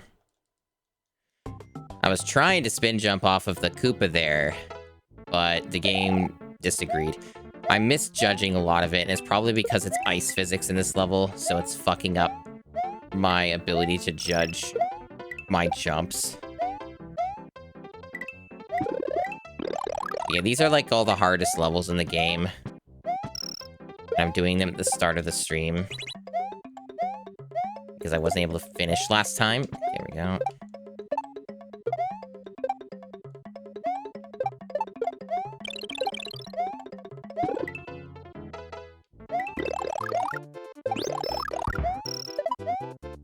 I think they troll you with the Starman here at the end, because you need to jump off of this guy, right? I don't think... Can you even make this? Oh, you can. Okay. I was wrong. Never mind. Okay, they troll you here. This is the spot. Because you actually need to land on this Koopa to get through the level. So the Starman is actually designed to kill you at the very end, if you're not careful.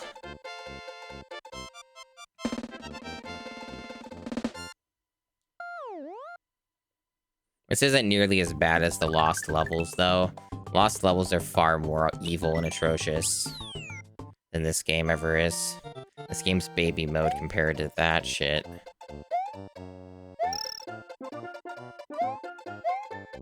This level is, like, mostly normal, to be quite honest. From what I remember, this level is, like, largely just a normal level that's not really that difficult.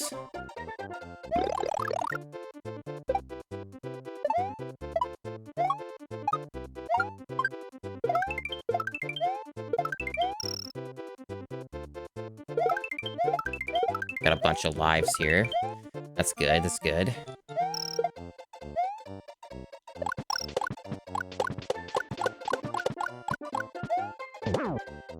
Yeah, see, it's like mostly a normal level. The only part that's really hard is that last little bit. So I'm not really sure why that one's in there, to be honest. This level's really not that bad. It's like probably the easiest level out of this world. This one's also not really that bad. It's a little gimmicky and sometimes a little bit annoying, but this one's also like kind of just whatever.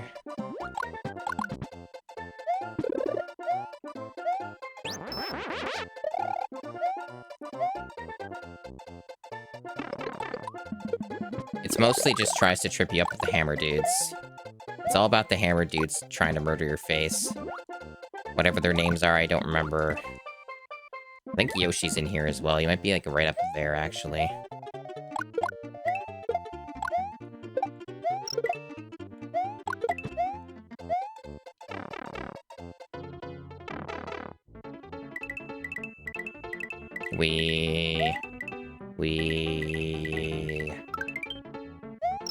Slip and slide, cloudy fun. Fire flowers, fuck, pretty OP here, as I say, as I just fucking lose it. Okay. Oh god. What a bad spot to be in. Alright, I got it. Unless there's more, I don't know if there is. No. Barely, but I got it.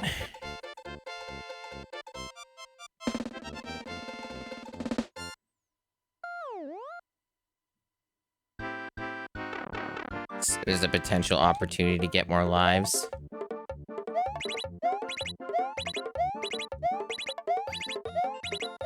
Nice.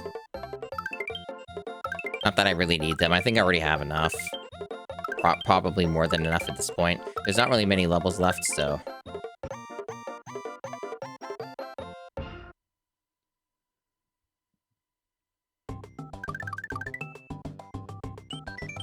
Outrageous. This level's pretty evil, unless you cheat with the cape. This is arguably the hardest level in the game. Mainly because of these flame dudes. It's these fire things that are, like, probably the worst part of it. The bullet bills are pretty bad too, but the fire things really take the cake. Yeah, see, like, they do shit like that to you. They're just incredibly fucking mean. But this is also ridiculously hard to do when you don't have anything but Small Mario. It's, like, way more difficult than it should be because you have no protection, and they don't really give you much in the way of power-ups in this level anyway. They give you, like, this, and, like, it's few and far between, really. Fuck.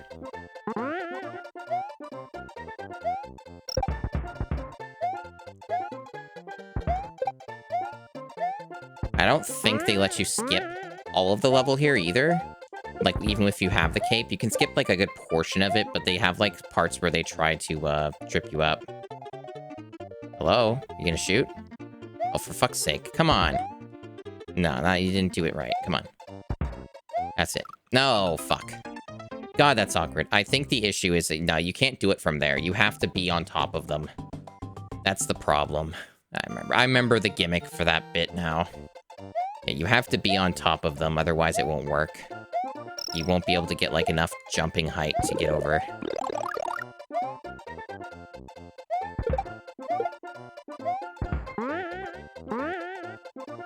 Fuck. Failed to jump there. It's interesting to do this with no warm-up whatsoever. Just going straight into the hardest levels of the game. Gonna go back and get Cape. I don't want to spend too much more time on this game.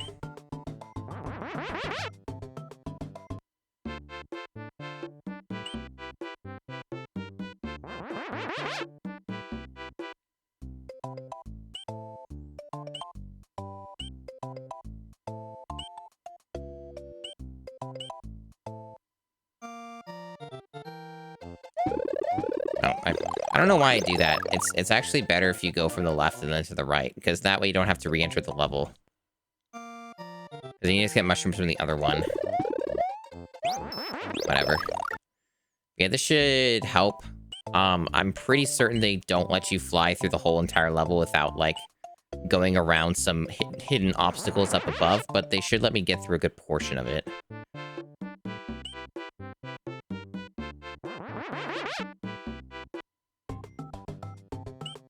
You know, actually, I'm curious. Not that I plan to, but I'm curious what, like, cheats this game even has. I'm sure because it's a popular game, it has a lot. Oh, you just, like, have ones that straight up activate the blocks. Always have a flying Yoshi. Always have Yoshi. And, like, the colors of the Yoshis. I see, I see. What's this?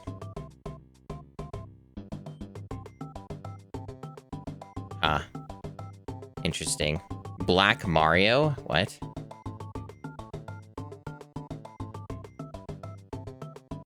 Bogus jump. Bunny moon jumps.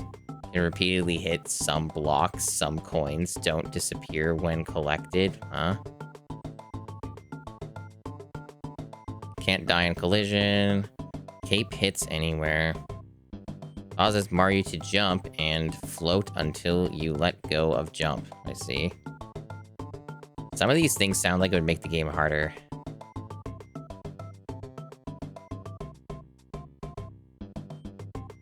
Disable swimming? That sounds terrifying. Disable the timer. Easy pipes. What does that mean? Duck when jumping? Okay, that's a weird one. I mean, you can just do that yourself. It's like takes a little bit of tech, but like as long as you just hold down the D-pad, you will do that.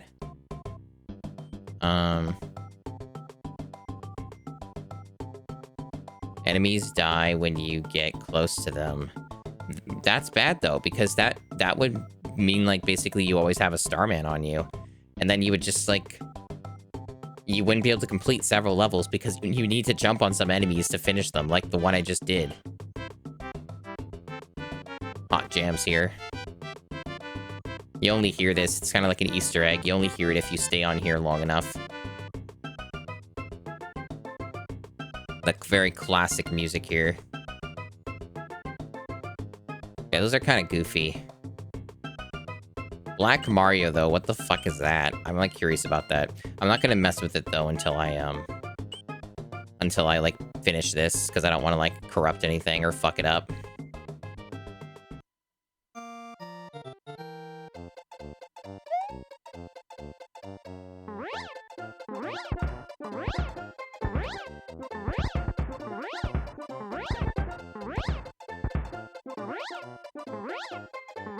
Who needs difficulty? Who needs challenge? Just do this. I think there might be a pipe I have to go down. I might have passed it. I think if you get the normal exit, I don't know if it counts as beating it. You might need like a key for this. I have to double check. I might be wrong. I might be thinking of confusing it with another level. No, I'm confusing it with another level. Okay. Funky. Now, this level's basically easy, too. It's weird because it's the last level. It's not really that difficult. It's, like, got a few little bits that could get you destroyed, maybe, but This one's mostly pretty straightforward. It's mainly just like, you know what, just deal with those guys and take your time and be patient. Like, honestly, these guys, especially with the cape, they're like pretty trivial. There's not really a whole lot to it. Same with the charge and chucks.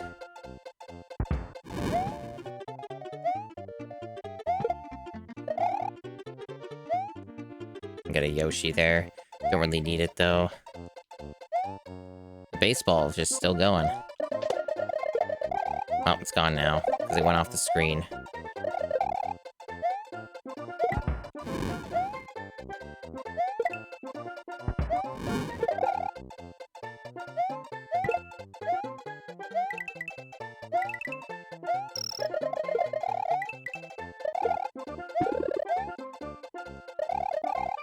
Really? Didn't think that would, hit me. Good thing I had a spare. Oh, it's too high. You are a super player.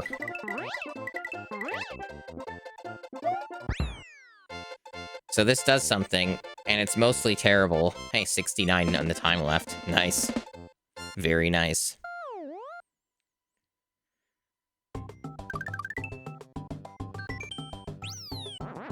So what the reward you get is pretty awful. It changes everything to make it look ugly and terrible. So like, now everything looks awful. And you got like shells replaced with weird creepy Mario Koopas. It's just awful and I hate it.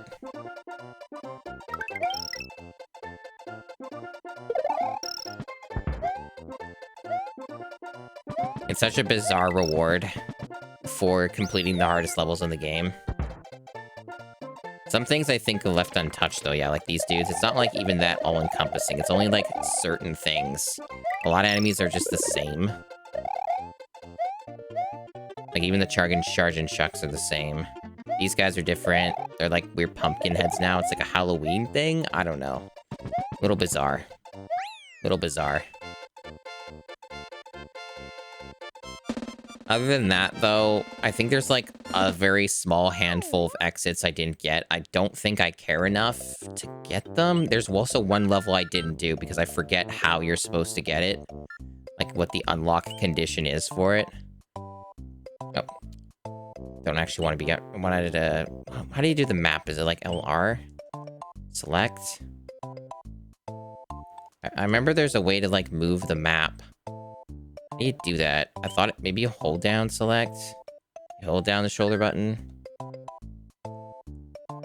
What was it? It's weird. I know where I distinctly remember that you can move the map around. And you just you can look at the overworld from where you're at. And you can just kind of scroll through and like kind of as a preview sort of thing. Wire getting caught on my fucking desk. Wondering what was going on there. Okay. Yeah, what was it? Oh, it's start and select. Okay. So you can just, like, kind of look at it all. It's all, like, green. It made it all green here, like mint chocolate, I guess is the idea. And it's, like, bizarre green here as well. It's pretty ugly, honestly. It's pretty gross.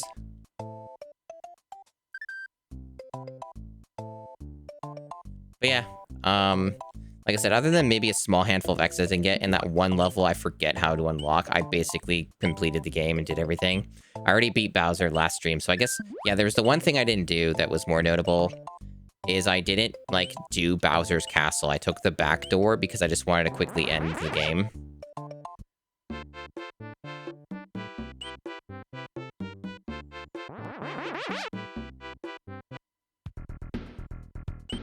Yeah, I guess I can go through the front door and do that, beat Bowser, and then we'll switch over to Mario Brothers, I guess. Mario Brothers 3.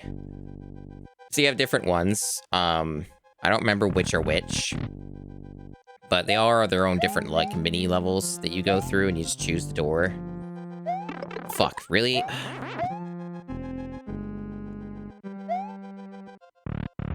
Some are much harder than others. Let's just do... Alright, this one.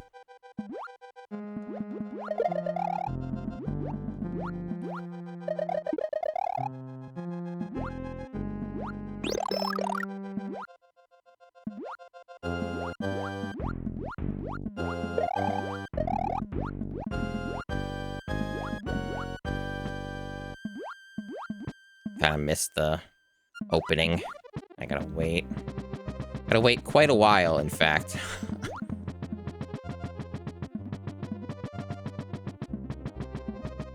Good lord, do you have to wait a while. What a slow section.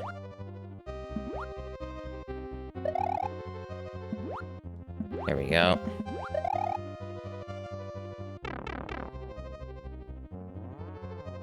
And then this is basically the same area. It's funny though, because this is like counts as dark, right? But on modern screens, the light isn't even needed. It was only for like shittier CRTs, I guess. It like struggled. You can't spin hit those dudes? Really? Really? I was under the impression you could. Maybe I misremembered.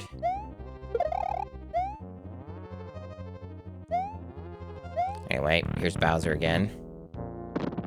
Beat his ass a couple days ago. Guess I'll do it again.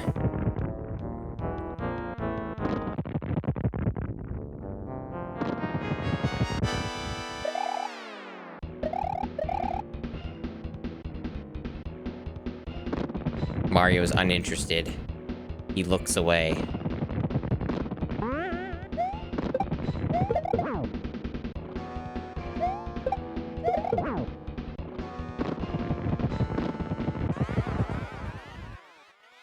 I remember this boss being really intimidating when I was a small child.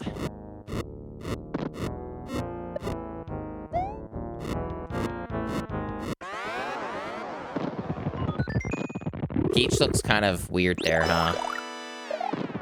Doesn't look nearly as sexed up and hot as she does in later Mario stuff. People are really horny about Peach these days. It's understandable.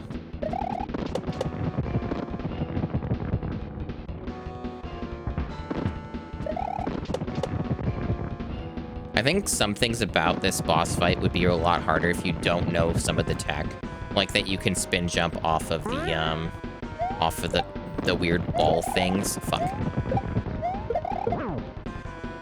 And that you actually thought you had to jump over them while having to deal with Bowser's, like, clown flying thingy. I'm not even sure what the deal is with the circus theming here. Like, why Bowser chose this. And why he insists on staying up there and not, like, fighting like a real man, like he did in the other games. Maybe it's because he kept losing.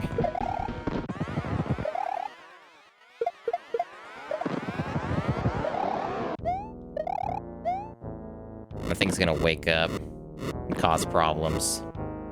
Oh no, it went off the edge. Never mind.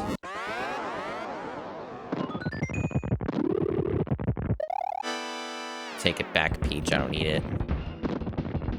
I don't need your fucking mushroom.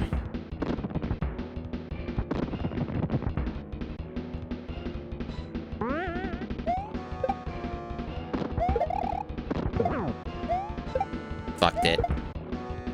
Yeah, I shouldn't have done that. I gotta wait even more. Fuck, really? Whatever. Got him anyway. I'm small Mario for this one. So Peach gets to try and embrace a small Mario. It's awkward. She has to bend down. It's a nice detail. She has to kiss small Mario's nose, the midget Mario. Short King.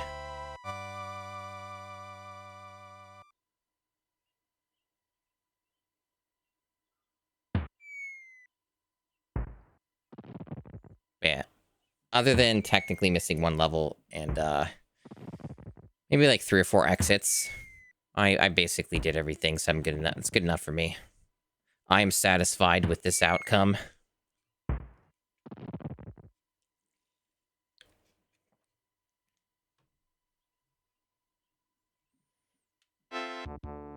Cool stuff. All right. I already saw the... I went through these credits 2 days ago.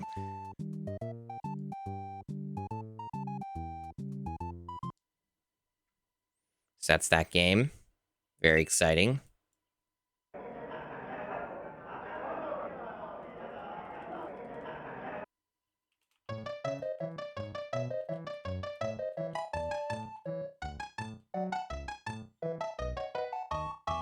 Okay, updated that. And I gotta update this. When did All Stars even come out? It was like 95? 90... It must have been 95 or something. I assume that's what it was.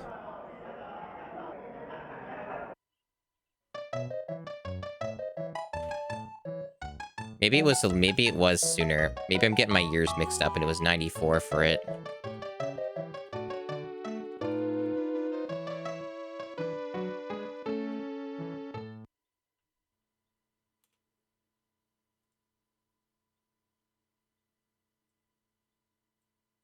I don't know. Someone can correct me if they feel like it.